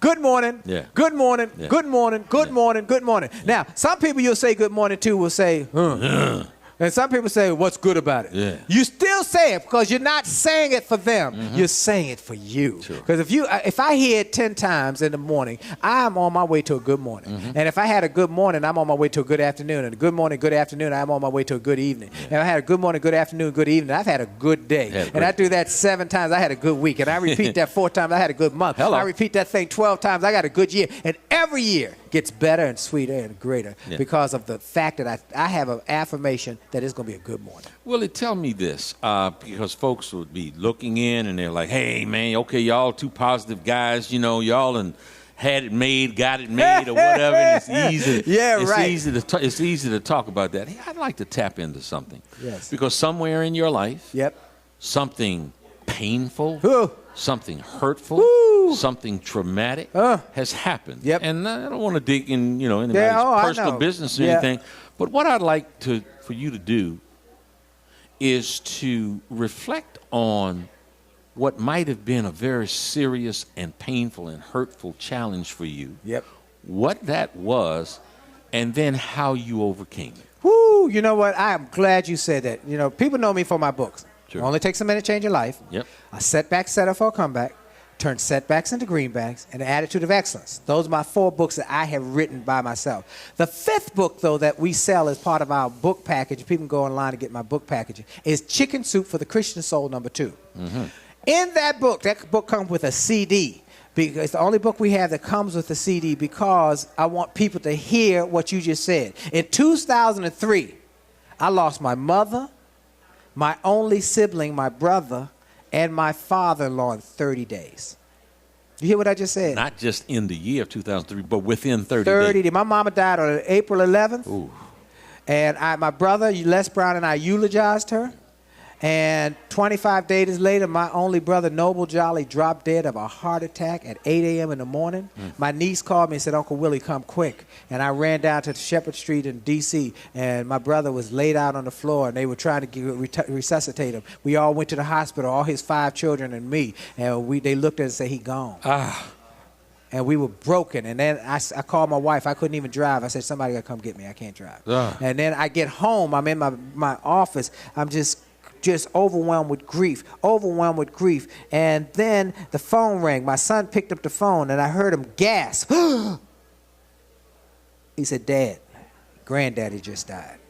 My wife's father, my pastor, the man who taught me how to be a husband and father, dies 8 hours after my brother. Same day. Yikes. Same day. So in 30 days, I eulogize my mama. I have to speak and eulogize my brother, and I have to eulogize my father-in-law, who was my pastor.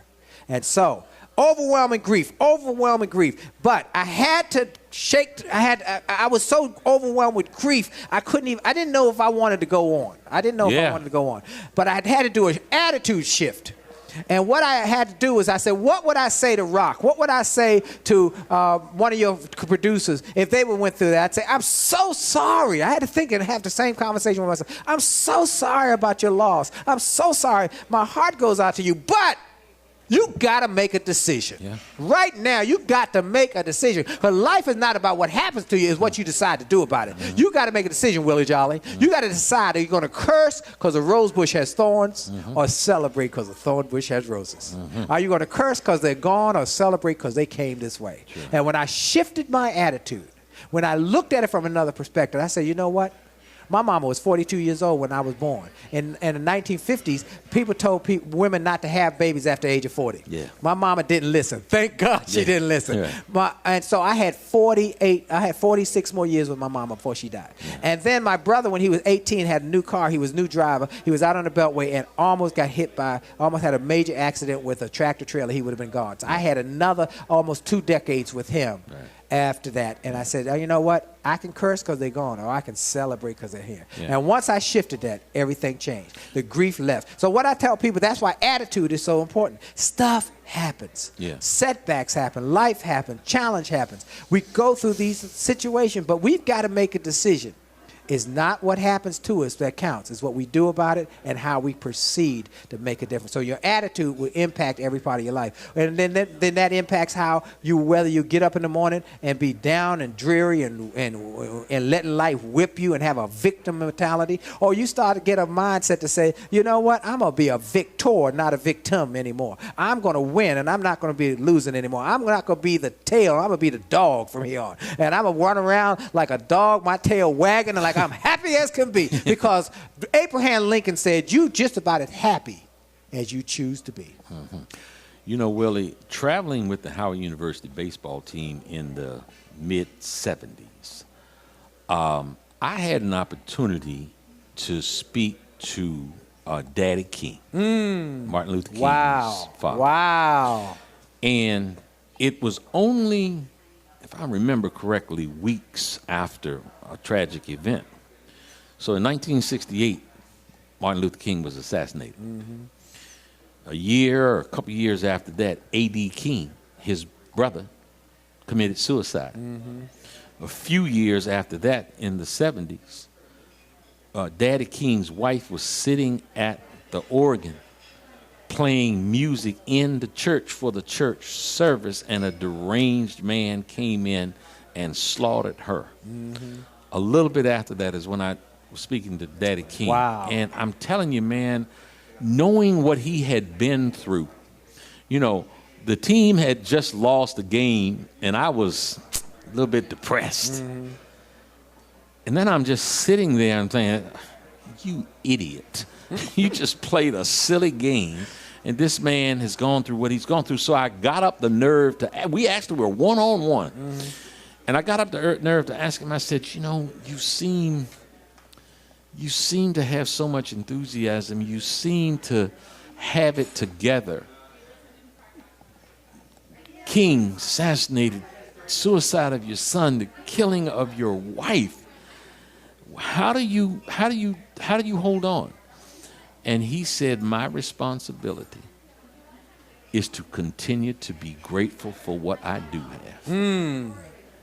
And, well, I want to tell you, man, that will move you, boy. As you talk about, I mean, so many times, I had to look in the mirror along these days or whenever it might have been that, you know, Rock Newman wasn't getting what he wanted or had a bad day or whatever it might have been, and really think about that. And just recently,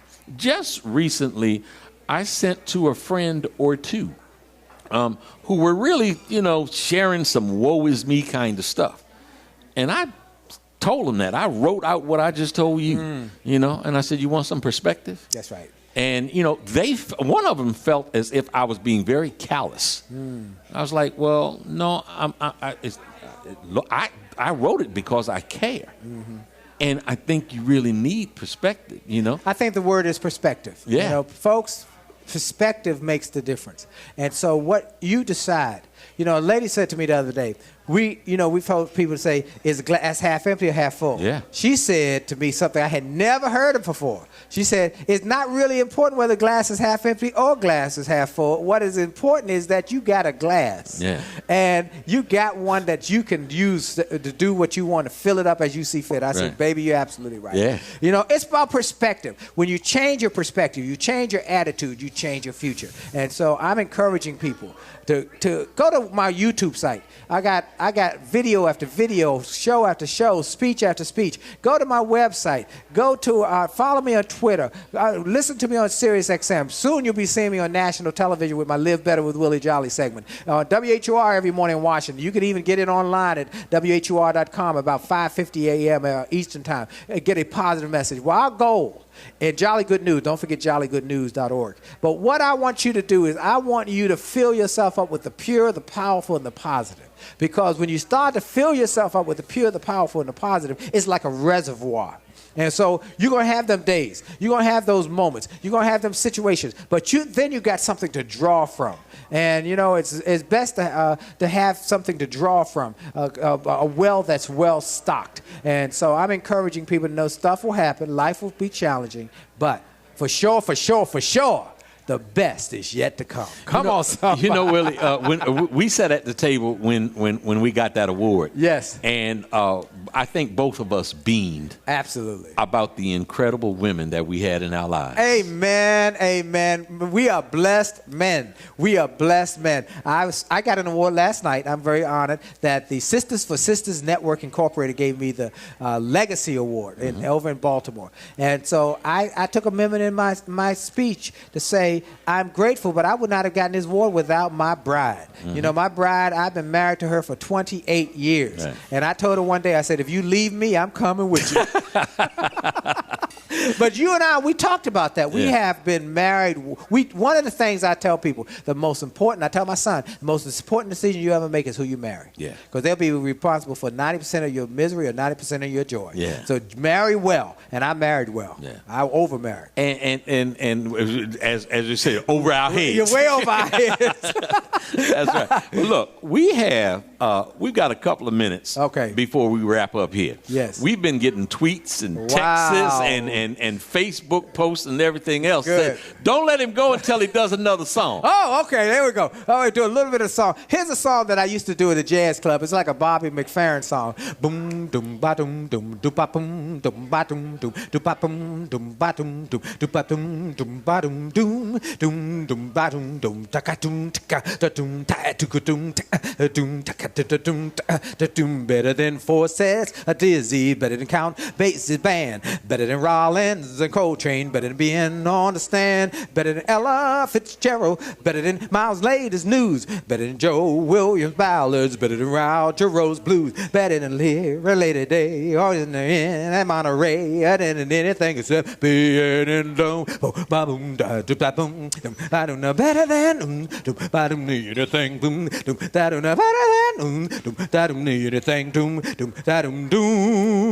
better than anything except being with you. A very wise elderly man told me one day, know when to shut up. It's Zip, and we'll be back with Malik Yoba in the 11 o'clock hour. Thank you very much, my dear brother. I love you. Love you, brother. Love you. Man.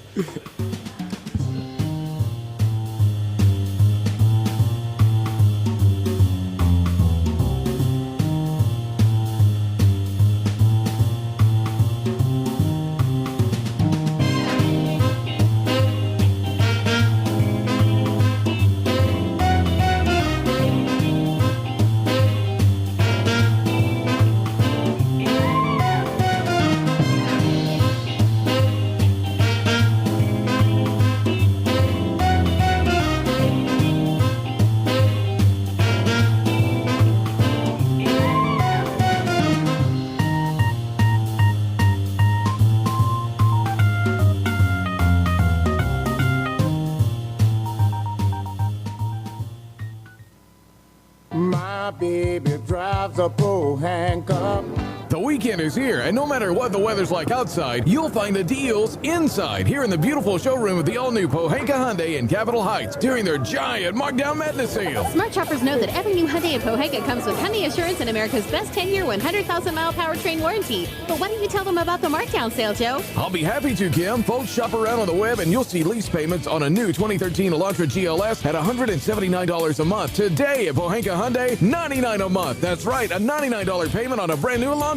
And $89 a month on a new 2013 Accent GLS Automatic. How do they do it, Joe? It must be the volume, Kim. A brand new building, hundreds of new Hyundais, and Pohanka's low payment and easy credit programs are designed to get everybody driving. But you have to get here today. Rush to the giant Markdown Madness sale at exit 13 off the Capitol Beltway. Pohanka Hyundai, king of the Beltway. All financing for a limited term on approved HMF credit. My baby drives a pole handcuff.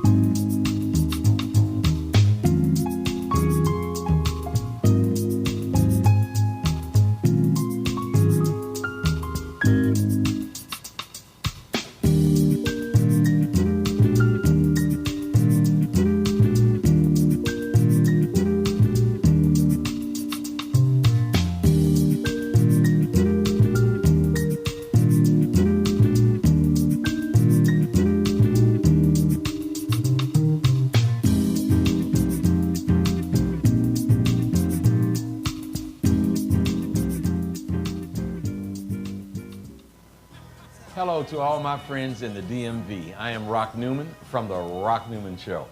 I want to tell you about the MGM Grand National Harbor, the most exciting project to come to the District, Maryland, or Virginia in quite some time.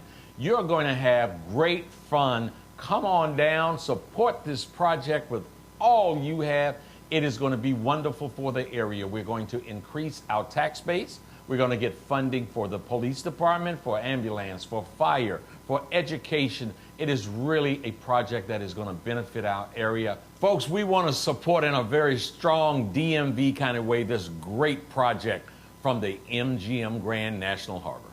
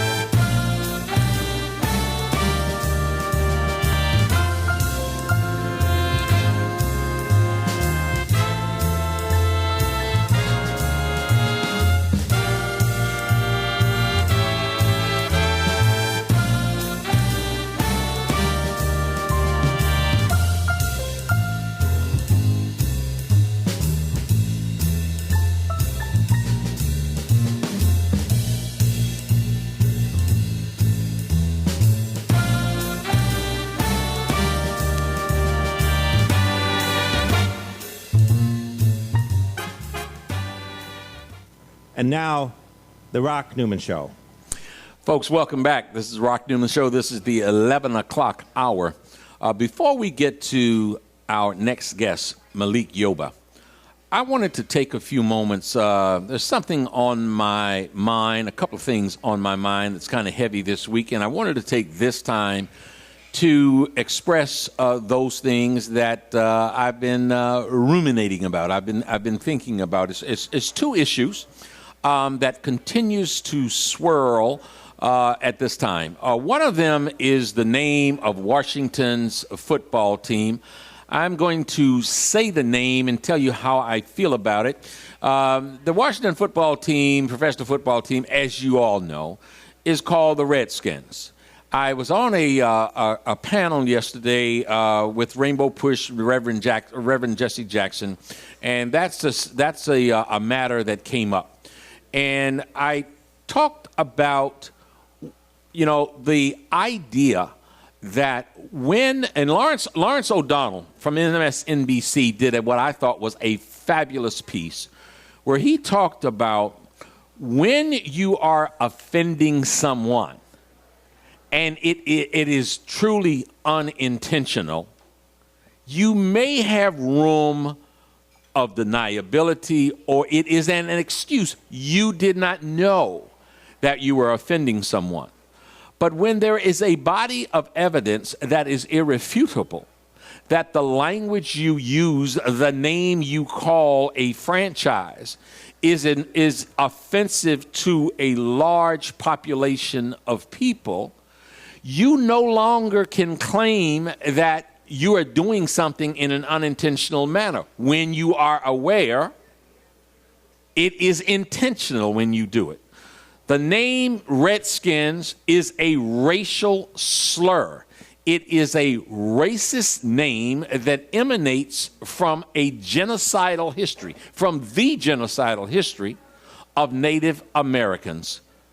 Sadly, unfortunately, and tragically, the U.S. government paid its settlers to slaughter Native Americans. When the bodies of the Native Americans got too cumbersome to stow on the wagons, the government said, give us the scalp, give us the Redskins.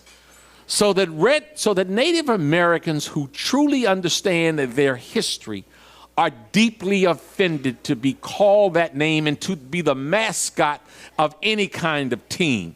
They have a very simple explanation. We're not mascots, we are people. Don't use us as mascots. And you have a game coming up in the not too distant future. The Redskins versus the Chiefs. It is a game, and the names that are attached to that game, they are offensive, and it is insensitive to the NFL and any other governing organization of a sports body, NCAA included, to allow those offensive names to continue. My position here on the Rock Newman Show is change them all. It is insensitive. It is unfair. It is un-American as to what America is supposed to really be about. Stop hiding behind any kind of excuses of tradition. I would remind anyone who would put that forth as an excuse, as a reason that slavery was a tradition at one time. And I would say a tradition that was abolished long too late. It should have never happened in the first place. We need to abolish these insulting, insensitive, racist, disrespectful names. The other matter that I wanted to discuss is the incredible impact of 12 years of a slave. So many issues go on in our community. One of the things came up yesterday was one of the football coaches said that he coached guys in high school, and they were black and white, and on a regular basis, they called each other the N word. And I would suggest there's no place for that. My answer to them was, go see 12 Years a Slave. Folks, I want to tell you something. It is an impactful and an incredibly impactful movie.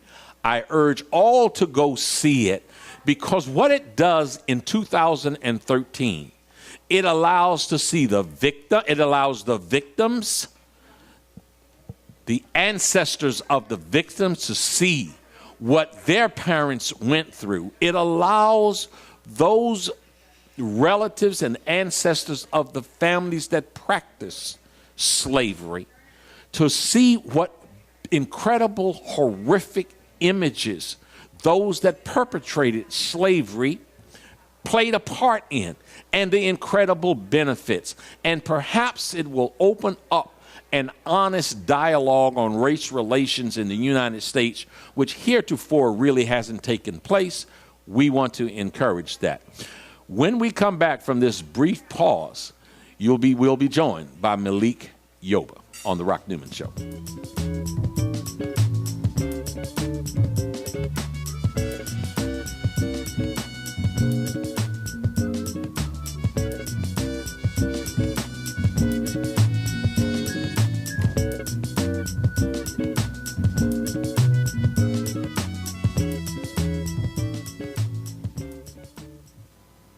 My baby drives a pole handcuff. The weekend is here, and no matter what the weather's like outside, you'll find the deals inside here in the beautiful showroom of the all-new Pohanka Hyundai in Capitol Heights during their giant Markdown Madness sale. Smart shoppers know that every new Hyundai in Pohanka comes with Hyundai Assurance and America's best 10-year, 100,000-mile powertrain warranty. But why don't you tell them about the Markdown sale, Joe? I'll be happy to, Kim. Folks, shop around on the web, and you'll see lease payments on a new 2013 Elantra GLS at $179 a month. Today at Pohanka Hyundai, $99 a month. That's right, a $99 payment on a brand new Elantra. And $89 a month on a new 2013 Accent GLS Automatic. How do they do it, Joe? It must be the volume, Kim. A brand new building, hundreds of new Hyundais, and Pohanka's low payment and easy credit programs are designed to get everybody driving. But you have to get here today. Rush to the giant Markdown Madness sale at exit 13 off the Capitol Beltway. Pohanka Hyundai, king of the Beltway. All financing for a limited term on approved HMF credit. My baby drives a pole handcuff.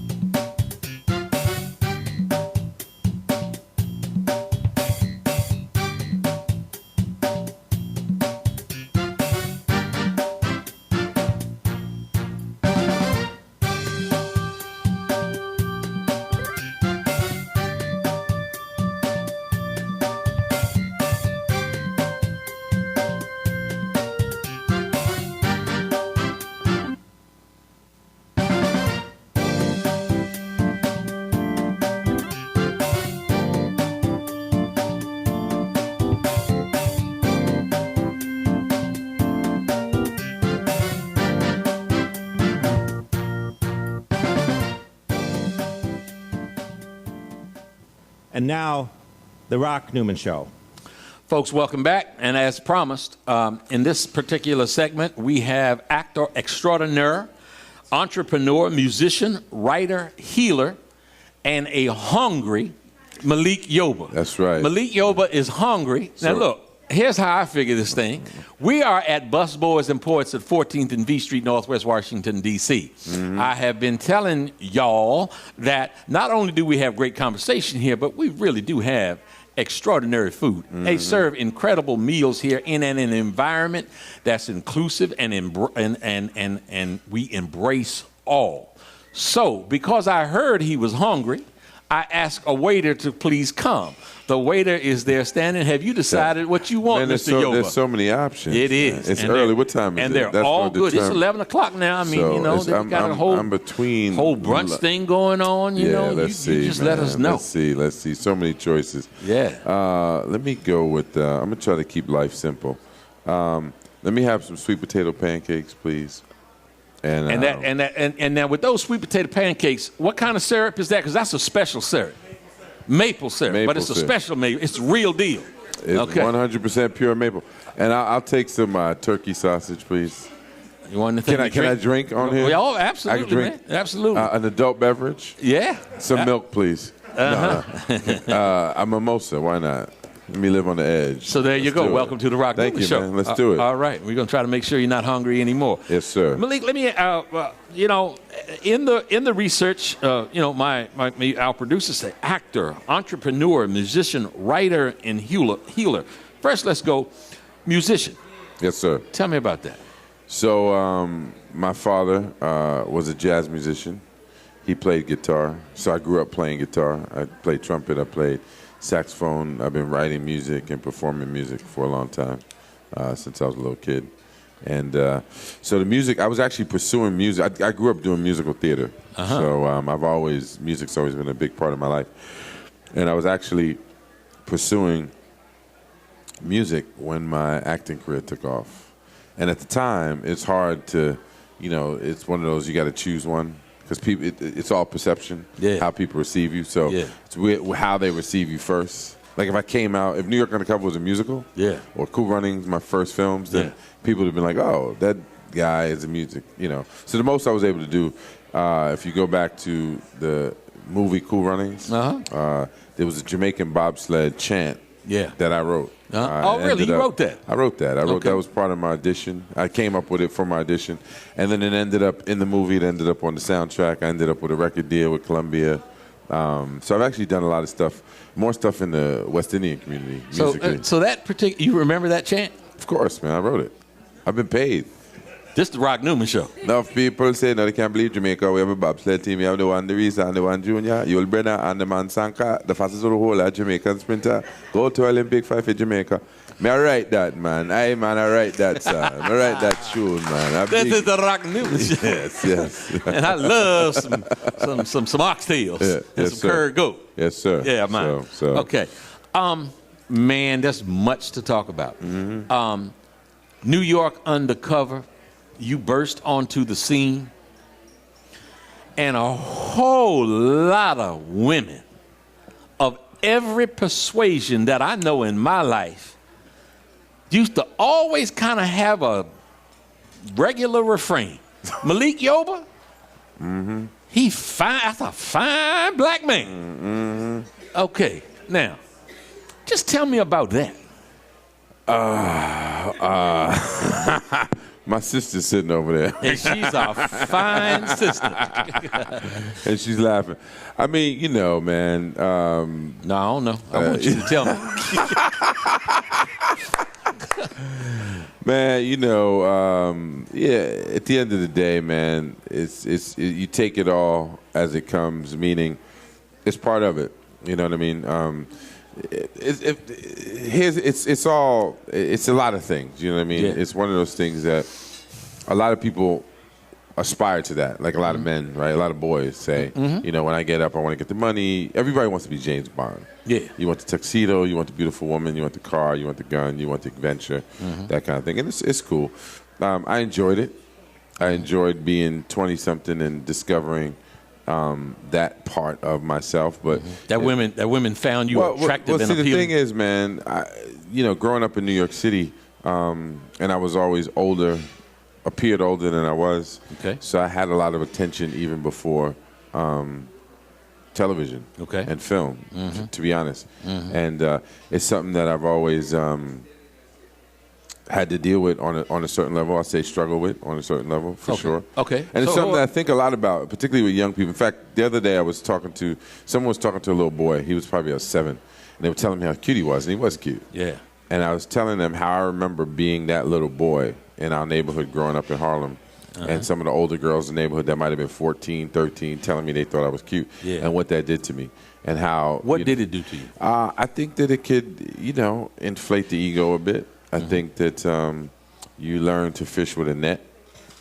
You know what I mean? Yeah, as you get older, just dropping one hook. Yeah, you just start realizing, like, wait a minute, I can have all this. And so you can be gluttonous, you could, you can dabble. But in all honesty, it's one of those things. I have a lot of young dudes that come up under me that I mentor. Right. Some are successful in business in their 20s, like particularly one guy, he's very successful in the tech world. And he comes to me on a regular basis, like, well, what do you think I should do? And, I just wish that there were different messages around that piece. Because as I came up. And what would you want the message to be? Well, I was told I should have as much as I can, right? So a lot of guys that I admired and looked up to, men who were in power positions, men who were public figures, who I admired. And I looked at and said, I want to be like you, because your public image tells me you're married, you got a wife, you're an upstanding dude, but then you're also trying to get with my girl in front of me. Yeah, like, sure. That's real. Yeah. You know what I mean? Yeah. So, I mean, it's a lot of things. It's not to judge. It's just an aspect of ourselves. I think as a man, it's difficult for us in general to control ourselves when it comes to our sexuality. Yeah. I think it's difficult for us to be honest. Yeah. And I think that, oftentimes, any young. So when I see Tiger Woods get into a situation, I totally understand that. Yeah. You got $1 billion, you're 20-something years old, and the world's saying here. Sure. And everyone's looking at you like you know what, crazy. Malik? That's a fascinating response you give, and it makes me think about something. It makes me think that for multiple reasons, I said growing up I didn't want to get married. Where it started out was I had a brother that had 8 kids in 8 years. He got married and had 8 kids in 9 years. And at one point, he moved back in our house, and he had 3 kids and was working on a 4th one. So I heard all these baby cries, diapers being changed, room smelling funny, all that kind of stuff. That's what I saw marriage to be. So I started saying, man, I don't want to get married. Mm-hmm. And then later, about 10 years old, I grew up in the Catholic Church. I always had questions. I always was one to ask questions. I was like, why are we in here at this Catholic church when we don't speak Latin and we don't understand Latin? So why the hell are we even here? My mom, shut up, boy, and just kneel down. Well, I became an altar boy and started to speak a little bit of Latin. And my favorite thing to do was to serve as an altar boy at weddings because you get a tip. So the dudes would give you a tip. But when I was back there multiple times, I would hear these guys that were getting married, and they had all the guys that were their groomsmen, and they were talking about the bachelor party the night before, and all the things that they did, and all the things that they were going to do after the wedding was over with, including the groom. Right.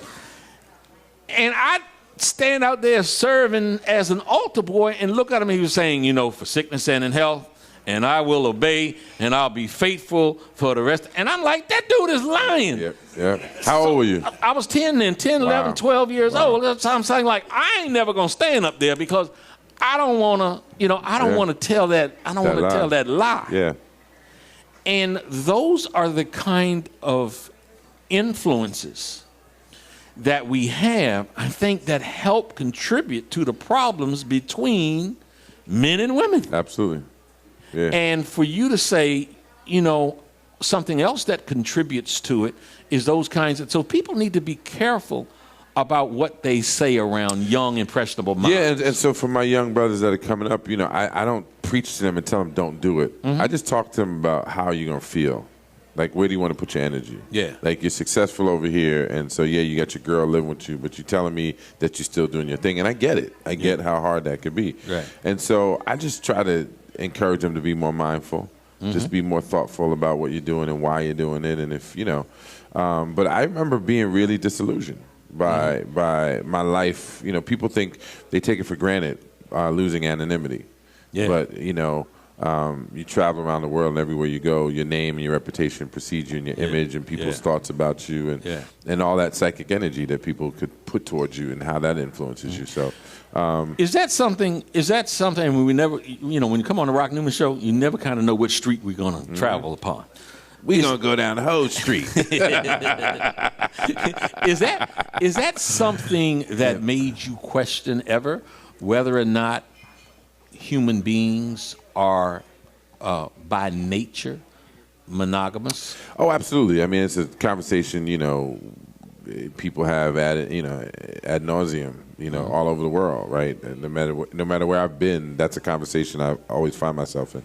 So yeah, it's become a bit of an obsession of mine, actually, in terms of, I have a piece called "What's on the Hearts of Men," which is a play that I co-wrote with my brother, that really explores, what does it mean to be a man? How do you know when you become a man? Yeah. Is it about money? Is it about success? Is it about power? Is it about women? Is it, you know what I mean?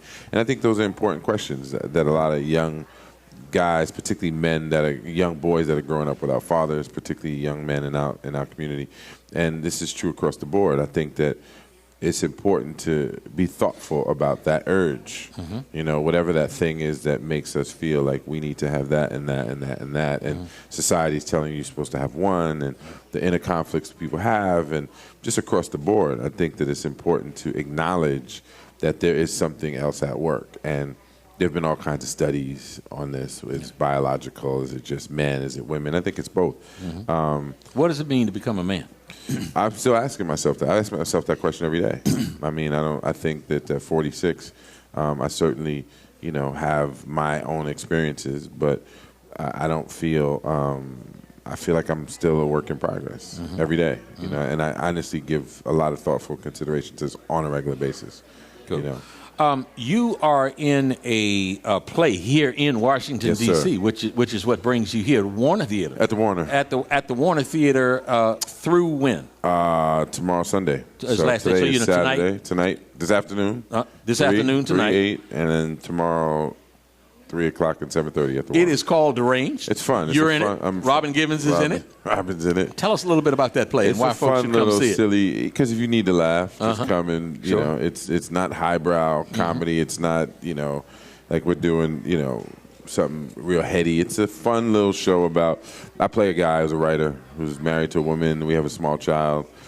She's overwhelmed by life as a new mother and a busy husband. And we decide to get a nanny, and the nanny's Robin Givens, who plays the title character. She's a little touched. Deranged. She's a little touched. But it's fun. It's a lot of Did fun. Mike Tyson write the title? Mike is in the show. Mike comes every night. As my security. No. He's not. No, I mean, of course, people wanted to make that association. But Robin's great. She's a great comedic actress, which I don't know if people really know that. Interesting. Yeah, so Interesting. It's fun. It's silly and it's fun. You know what? You did New York Undercover. And certainly no one could accuse that of being a comedy. That was real serious. It has been said that comedy is the toughest of acting. What say you? Well, I mean, it's rooted in the same place. At the end of the day, comedy is truth and drama is truth. So people say that. I think people who think it's tough is because you try to be funny. I think anytime you try to do something, you can run up against, like, what happens when you try as opposed to doing it and being it, if that makes sense. Right. You know what I mean? I think that most people don't know me as a comedic actor, but I'm a pretty funny individual. And every opportunity I get to infuse comedy in my work, I do it. I like to do more comedy. So even in this show, I do some, I find moments to, mix it up. If there were one actor that you looked at and said, man, I'd like to reach his skill of proficiency and efficiency with his tool, who would that be? The guy in the mirror when I look in the mirror. Really?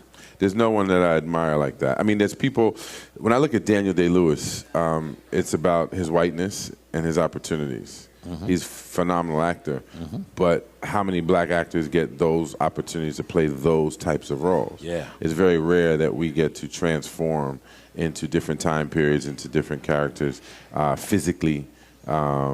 You know, to be an actor means about, you know, using your full instrument, right? So it's your voice, it's your body, it's, you know, it's your mind, it's your intelligence, it's your imagination, it's your empathy, it's all those things. And so unless I write it, so, you know, before I came over here, I have a show, and I'm a writer. So I recognize that the best roles for me that are in front of me right now are the ones that I write for myself. So in my one-man show, I play a 65-year-old Jewish woman. I play an old Italian guy. I play a French dude. I play I do, like the first scene I wrote, I play an entire family. I'm this English kid whose mother's Jamaican, father's Nigerian. And I wrote that because it's very difficult to be three people at once and to present that in terms of talent. And so if I don't create those opportunities for myself, no one's going to give me that. And so when the show is presented, it's only been presented once back in 2008 in Indianapolis. I'm going to do it again in New York and some other cities around the country and around the world. But it's something that I've been working on for a long time. It's one of those things that, you know, no one's calling me up saying, you know, it happens occasionally. Like I got to play Martin Luther King in the movie Betty and Coretta, which is one of the rare times I get to really transform and voice work and physical work, that kind of thing. So, but yeah, I mean, I don't really covet the next man's career. I really feel that I'm on a particular path that's uniquely mine, and it's up to me to keep showing up. The saint and the devil in me both forced me to ask you to give us a little bit of that 65-year-old Jewish woman. No. No? No, not at the moment. She's sleeping. She's sleeping?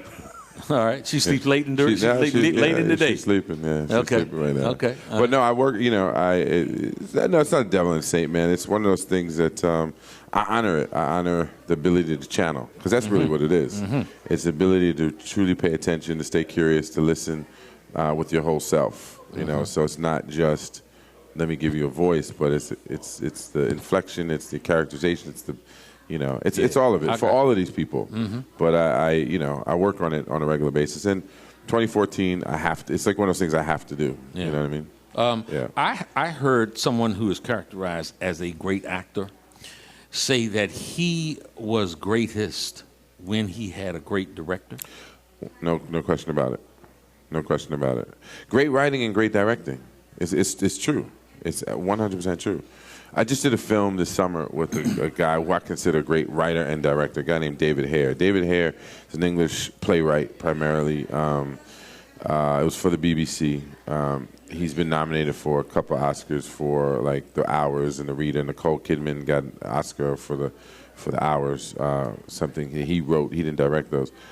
But when I received this script, every now and again you'll read something that you just, there's a poetry to it. There's a rhythm. There's a musicality to it that where you literally can't put it down because it just takes you on this journey. And when I found out who was in it, Christopher Walken, Helena Bonham Carter, Ralph Fiennes, you know, Winona Ryder, I was like, I didn't even read it. I was like, if they're in it, I'm down. And then I read it, and I was like, absolutely. And then I had the opportunity, the great fortune, to be directed by this man who wrote this great piece. And you know, it's so rare for me. I've worked with a lot of good directors, but then every now and then you read something that you just think is great. It's amazing. And the ability it's like a sculptor. You know, I want to paint this picture in this particular way and shade this way. That's what a great director can do. You can deliver the performance and go, okay, so in this moment, temper it just this much, or speed it up here, slow it down here, or think about this, and, you know, and how they approach it visually. How, you know, putting, you know, a certain lens on you, or a certain angle, or a certain location, or a certain wardrobe, all those things can inform a performance on film. And the same thing is true in theater. So yeah, I absolutely. And I direct. And so I know what that is for me as a director when I see talent. I see someone give a performance and know that there's other colors and shades and energy that they can bring to it. And so, yeah, that's one of the reasons why I like working with non-actors. So there's a few things that I've written, and I like working with non-actors because people who don't think that they can do it, I love showing them that you actually have this in you. Right. And let me help you bring it out. Yeah. So. Okay. Very, very fascinating, brother. I'm glad you are here. There's much more to talk about with Malik Yoba. Where my food at? Where my food at, man? I'm gonna start bring the doing man his poetry. food. I'm gonna do some poetry. I'm hungry. The end. How's that? That's good. Now bring the food. Here it comes. We'll be back in just a moment. Is that my mimosa? Yes. Come here, baby.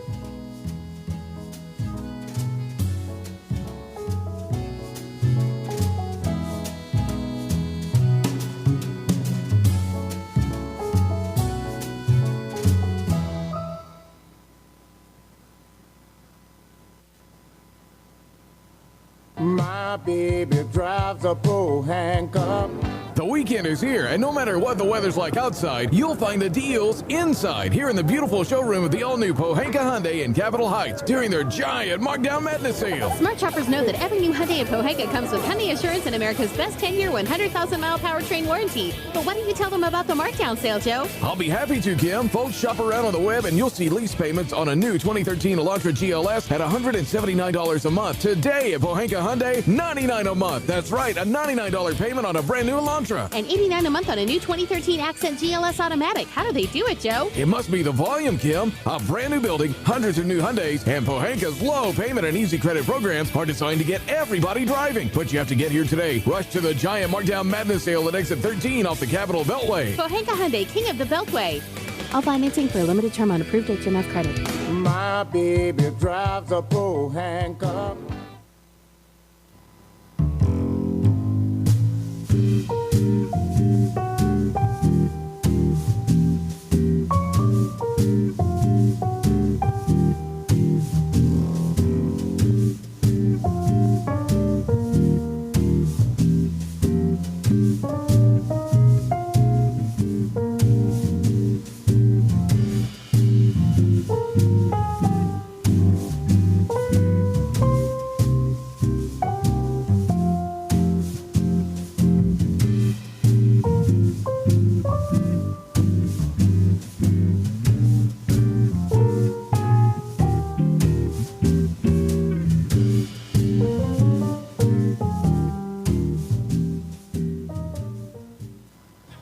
Hello to all my friends in the DMV. I am Rock Newman from the Rock Newman Show.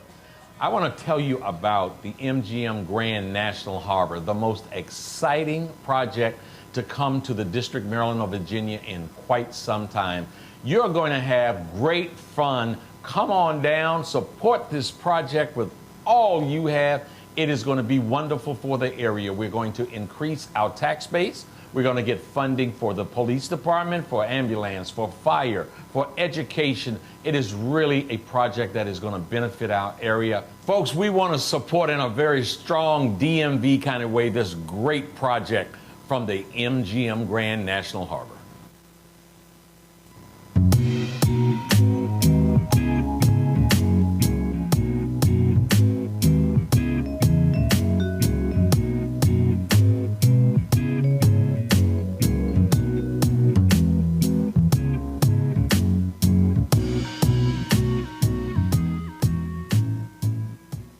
And now, the Rock Newman Show. Folks. Yes, sir. Welcome back to the Rock Newman Show. Live at the Rock Newman Show. Amen. Live where when folks are hungry, we feed them because we up in here at Busboys and Poets at 14th and V Street. That's what I'm talking There's about. a place across the street that the visionary owner, Andy Shalal, owns. It's called Eatonville. In case y'all didn't hear, Andy Shalal threw his hat in the ring this week to become the mayor of Washington, D.C. I happen to think he would be an incredible leader for this city, visionary and all the rest. He would, I think, do for this city what he has done for these restaurants, and that is to create a place where everyone feels comfortable from every walk of life. Someone asked me, what did I think he might be able to do? I talked to them about the first time I ever came in here, and I saw this elderly white lady, silver-haired white lady, having a very animated and friendly conversation with a brother who had dreads down to his ankles. You don't find that in a whole lot of places, but you find it at Busboys and Poets. And it is an environment and a culture that Andy Shalal fosters. That's in his DNA. And I think he can do the same thing for this city and bringing everybody together, become a great and visionary leader. There's much food for thought for that, and hopefully you're enjoying those sweet potato pancakes. What I need you to do, bro. Tell me what you need. To ask your question real slow. Okay. All right. And to warn my audience that the answer might come even slower. So and this is kind of deep, but let's go. I love this. I love this concept, man. Let's kind of get on in it, while you get nourished. It says on here, healer. Do I ever want to talk to you about that? Tell me about healing. Talking too fast, brother. You're asking questions too fast. I'm going to help you. No, what we do as artists is we heal people. Yeah. You walk into a space, a dark room, a theater. If the show speaks to this intention, and sometimes it's unintentional, people's lives can be transformed. I mean, we've all seen something or heard something that made you see the world a little bit differently. Yeah. It could be a song, you could read a book, you can look at a painting, and all of a sudden you feel different. Yeah. And you move with a different intention, and hopefully there could even be some resolution in your life. So in the simplest way, that's really what I mean when I say that I take seriously what I do. And every show you do doesn't necessarily do that, but it's something that if I'm writing, like when I talk about this show, Harlem to Hollywood, which is my one-man show, or What's on the Heart of Man, or, I did a show right around the corner at the Lincoln Theater called Acoustic Chocolate, which dealt with a man who was dealing with mental illness. Yeah. Even my one-man show takes place in the therapist's office, so the old Jewish lady is a therapist, and through talking to her about my problems, these characters arise. Yeah. There's a transformative aspect of that. I remember being in South Africa in 96. Yeah. 4 years after apartheid ended. I'm in Cape Town. And a 65-year-old white woman comes up to me and says, my 13-year-old grandson wants to be like you because of that role you play on New York Undercover. Wow. To me, that was everything. Yeah. I went back to L.A. and went to the president of Fox at the time and said, do you realize a 65-year-old white woman in South Africa right, is saying that her 13-year-old grandson wants to be like me because of a role I play on television? Now, playing a father on that show I took very seriously because my father was a very serious cat. Yeah. And so there were things that I would do as a character, as an actor, that I knew would help people. Something as simple as telling the little boy to kiss me. So it might have been written, he drops him off at school, and I'd be like, give me a kiss. It wasn't written, but I knew that was powerful to see that image, because you don't see that. Hugging a kid or, cooking food in scenes where they might have said, JC prepares a TV dinner for G. I'm like, no, go get real food, real vegetables. We're going to cut this up in the scene because I knew the message we were communicating. And people would come to me and say, man, because of that relationship you have with your son on that show, it's helped me with my relationship with my kid, or how the kids would say, I tell my father to sit and watch this with me so we could be like you guys. Yeah. That's what I mean. Malik. Slow question. Slow. Do your thing. Go ahead. As I hear I'm talking about you Newman say and communicate these things that are near and dear to your heart. It makes me want to ask you the question. That's what I'm talking about. How come it's so damn difficult for somebody like yourself and many other black actors and actresses to consistently get good work in Hollywood, on the big screen, and on the television? That's true for everybody, not just black actors. Okay. So, you know, history is filled with a bunch of talented white folks that can't get a job consistently as they like it. Okay. At the end of the day, man, our father always said, build your own generator so when they turn off the power, you still have lights. Uh-huh. I've never been interested in just being an actor. Uh-huh. So when I was a kid, he used to say, you need to focus, boy. Yeah. But when I was playing football, baseball, basketball, racing BMX, being in the drama club, you know, all the different things that I did, I was focused on that at a particular time. So I just encourage people to be a multi-hyphenate. You should learn to write. You should learn to produce. You should learn to direct. Mm-hmm. Be an entrepreneur. Because as an actor, you are the CEO of You Incorporated. Yeah. And you better handle yourself as a business and understand what your worth is and all the different lanes you can play in. Now, granted, many people that I work with really only want to do that one thing. Yeah. And I pray for them because I don't know how to operate that way. Wow. But, you know, in 20 years of doing this, since my first big film, there's not been a year that I haven't worked as an actor. Okay. Is it always at the level that I would like to? Yeah. Sometimes yes, sometimes no. But it has been consistent. But I think at the end of the day, people have to create their own. I mean, we still are waiting on other people to give us jobs. And even when you do write your own stuff, it's hard to get the distribution or the financing to do a project, which is why, you know, you have to be half crazy to want to do what we do. Sure. And it's a business of rejection. Absolutely. But you know, at the end of the day, when a person gets up in the morning and writes from their experience, if the writer doesn't look like you and doesn't have your experience, most likely they're not going to write your experience. Yeah.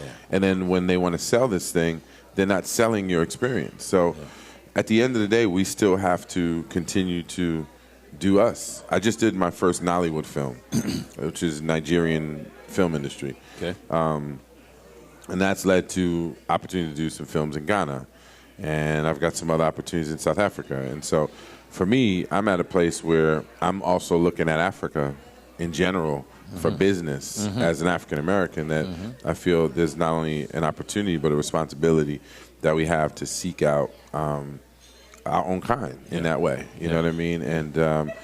And just always keep your eye on the prize. I hear a lot of people say, "Hey man, what you doing? What you working on?" And you tell them, "Oh man, I'm good to see you working." Yeah. I don't even know how to respond to that. Am I not supposed to be working? Yeah. Are you working? Yeah. Because even if I'm not on set, I'm working. Sure. Yeah. I'm writing, I'm producing. Trying to get somewhere. Always. do something. I'm working on a real estate development project in Baltimore. Yeah. You know, I've been wanting to do real estate development my entire life, and I have an opportunity to do that. Some stuff in New York, you know what I mean? So I'm just always staying hungry and looking for opportunities, even within the opportunities. You know, I'm doing, you know, marketing for AARP right now. Sure. And I'm writing a web series. Or I actually wrote the web series. I'm, you know, waiting for approval and script, and I'll produce it and I'll direct it. That opportunity came when I was doing Why'd I Get Married? And we were shooting exterior shot, and the holding area was this space like Busboys and Poets. So you walk around, you're like, man, what is all this stuff on these walls in here? Somebody said it's an ad agency. I said, really? There's a check in here and I'm gonna get it. Yeah.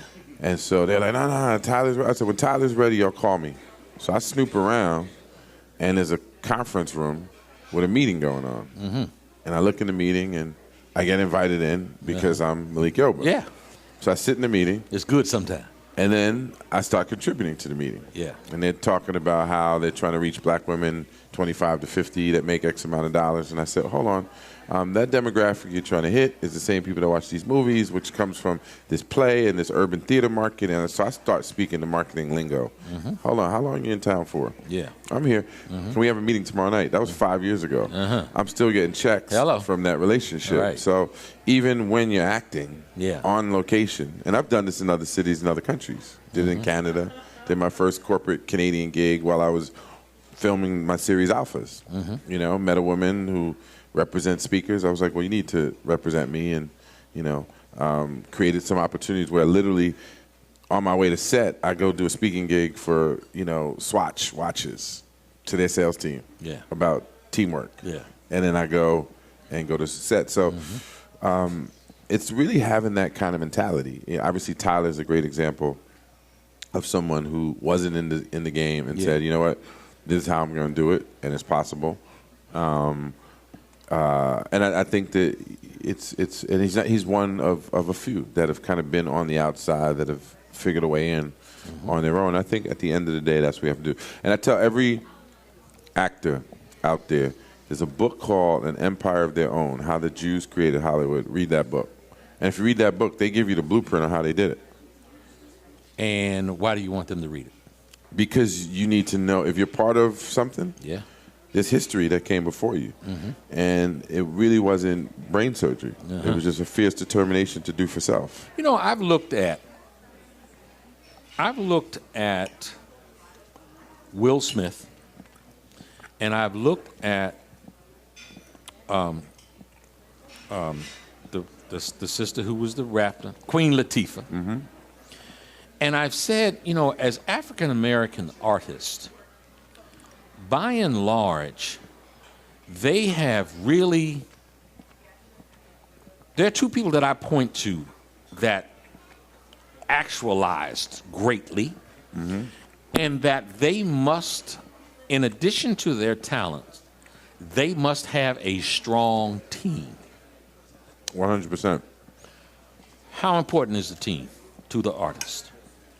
Critical. And you point to two people that Dana, Queen Latifah, her partner Shakim, they came up together. Yeah. They built Flavor Unit together. Yeah. They started in music. Yeah. They built their whole thing together. Will went to school with James Lassiter, who's his right hand. They built it together. Same thing with Jamie. Jamie with Marcus King. Yep. I don't have that team. And I've looked for the team. Yeah.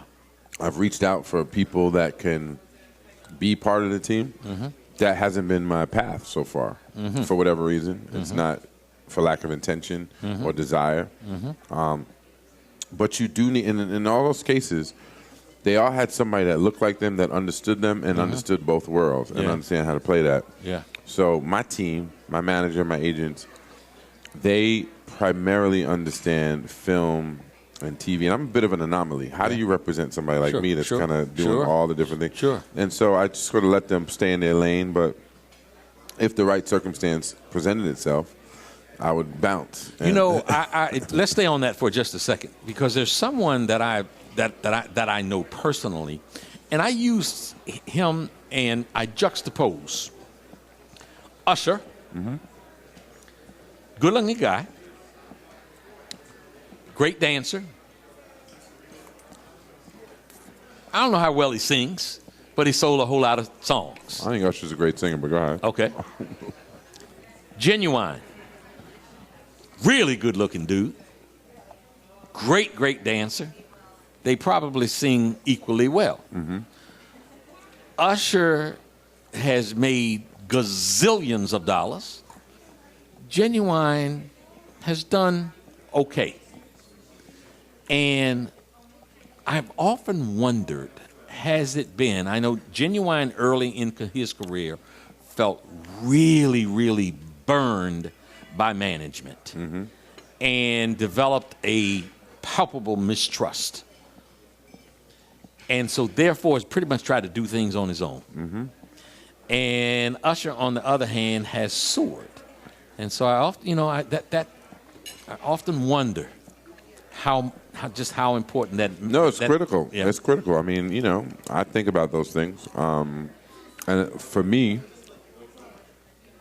I just find solace in my own ambition and abilities, and the fact that it's never been about being just an actor and being in one lane. I get just as excited walking by a construction site than I do being on a movie set, than I do in a classroom teaching, that I do directing, you know what I mean?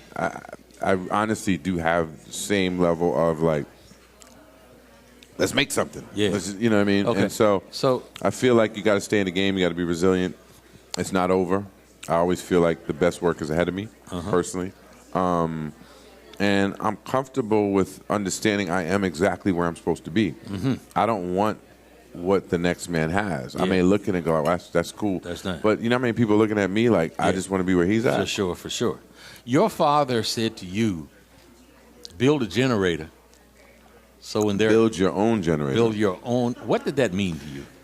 It meant that I had a paper route since I was 8 years old, and I've never not worked.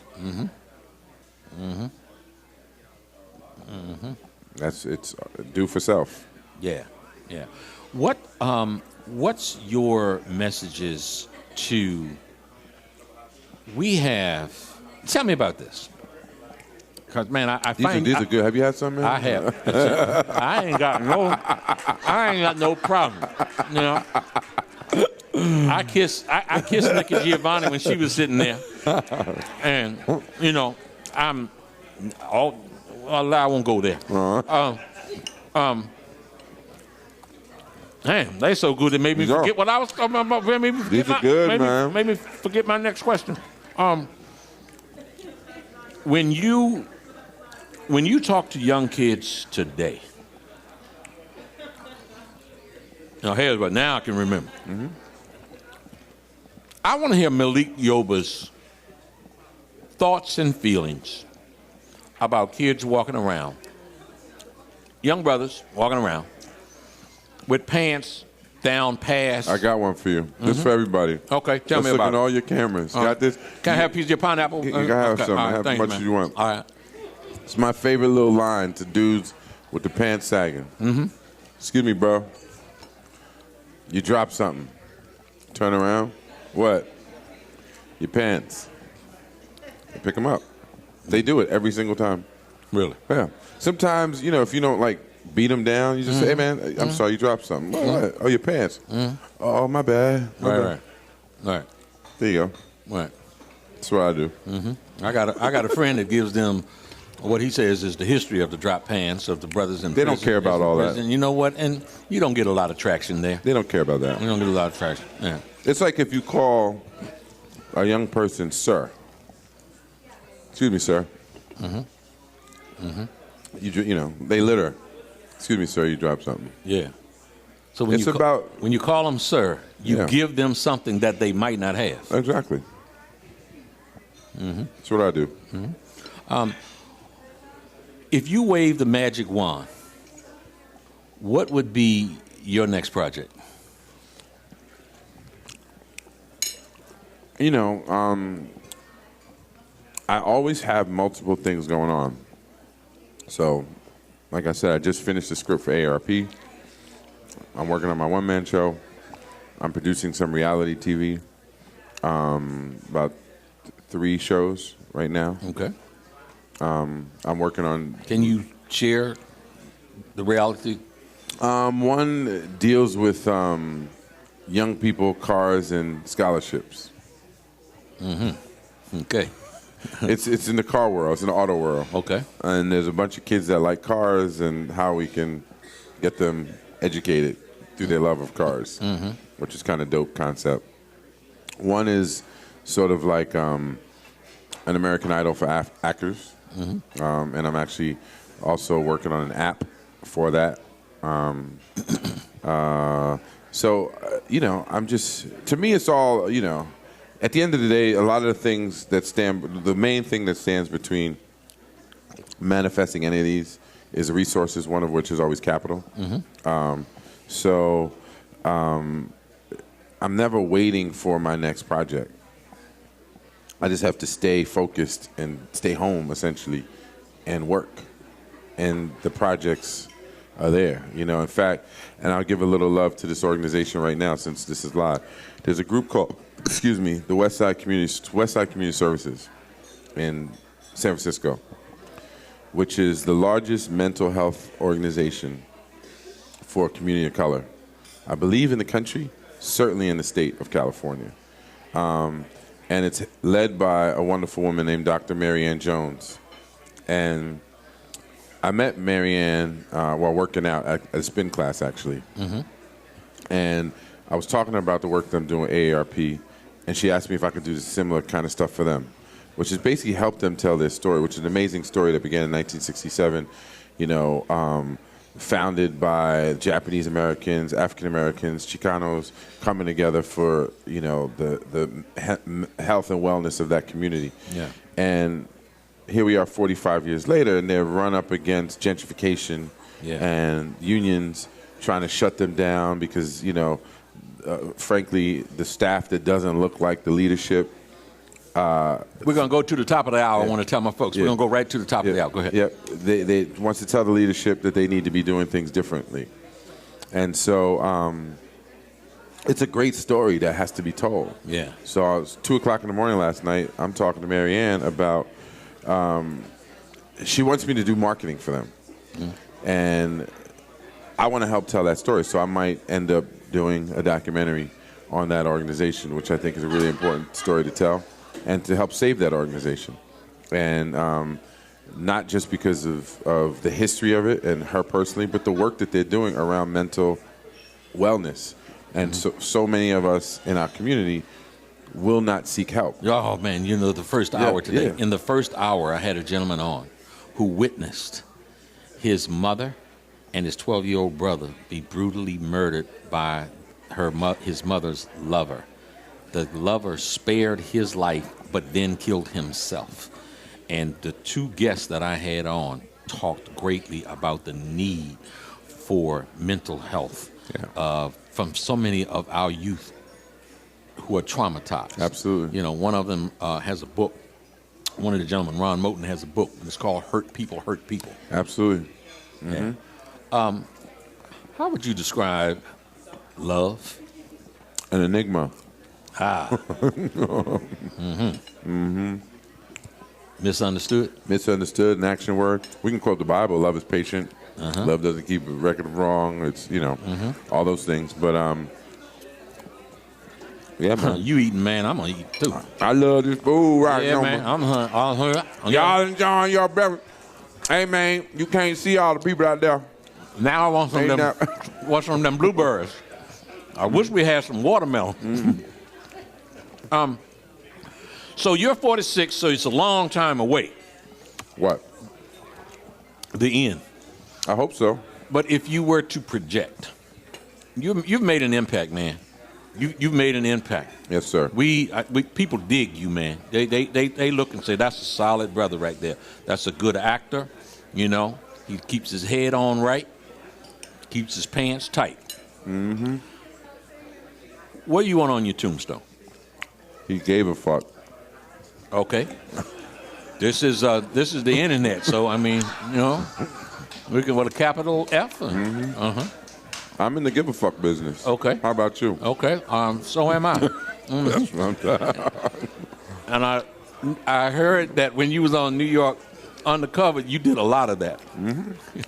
You got to, man. You got to care, man. You got to care. Yeah. People often ask me, what do I feel is the secret to my longevity in this crazy business? And I really think it's how can I help you, help me, help you. People I was talking to some kids here yesterday at Columbia Heights Educational Complex. Sure. Great school. Yeah. Give a shout out to my man, Raquise Petrie, who invited me over there. And the principal, I forget her name, but wonderful woman who raised the money to build that great facility. And I was telling the kids, people talk about networking all the time. Well, you need to go over there and meet some people so they can help you do what you're trying to do. Yeah. And most people approach that like, so what do you do? Yeah. All right, so then they think about, well, what they have going on, and how can I get what you have to help me? Sure. Right. As opposed to, how can I help you? Yeah. Get to where you're trying to go. And by helping you get to where you're trying to go, you help yourself. Right. Yesterday, I was speaking to the coach who took Howard University to 2 national soccer championships. A lot of people in this day don't know that. 1971, 1974. They won it in 71. A racist NC2A took it away from them. They came back and they won it in 74. I was talking to him about where he's going. He's got a book coming out and perhaps some involvement in his whole project. And I said, man, I'm at a point in my life where I ain't trying to negotiate no hard deal. I want to try to create a win-win situation. If both of us can't win, I don't want to be involved. This was a big win here today, man. And I'm glad that you came to be involved This food is good, man. This is Busboys and Poets. This is the Rock Newman Show, and we wrap up today. We'll be back next week. Same time, same place. I want to thank all my guests this time, especially Mr. Malik Yoba. See you next week. Same time, same place. You're good food, man.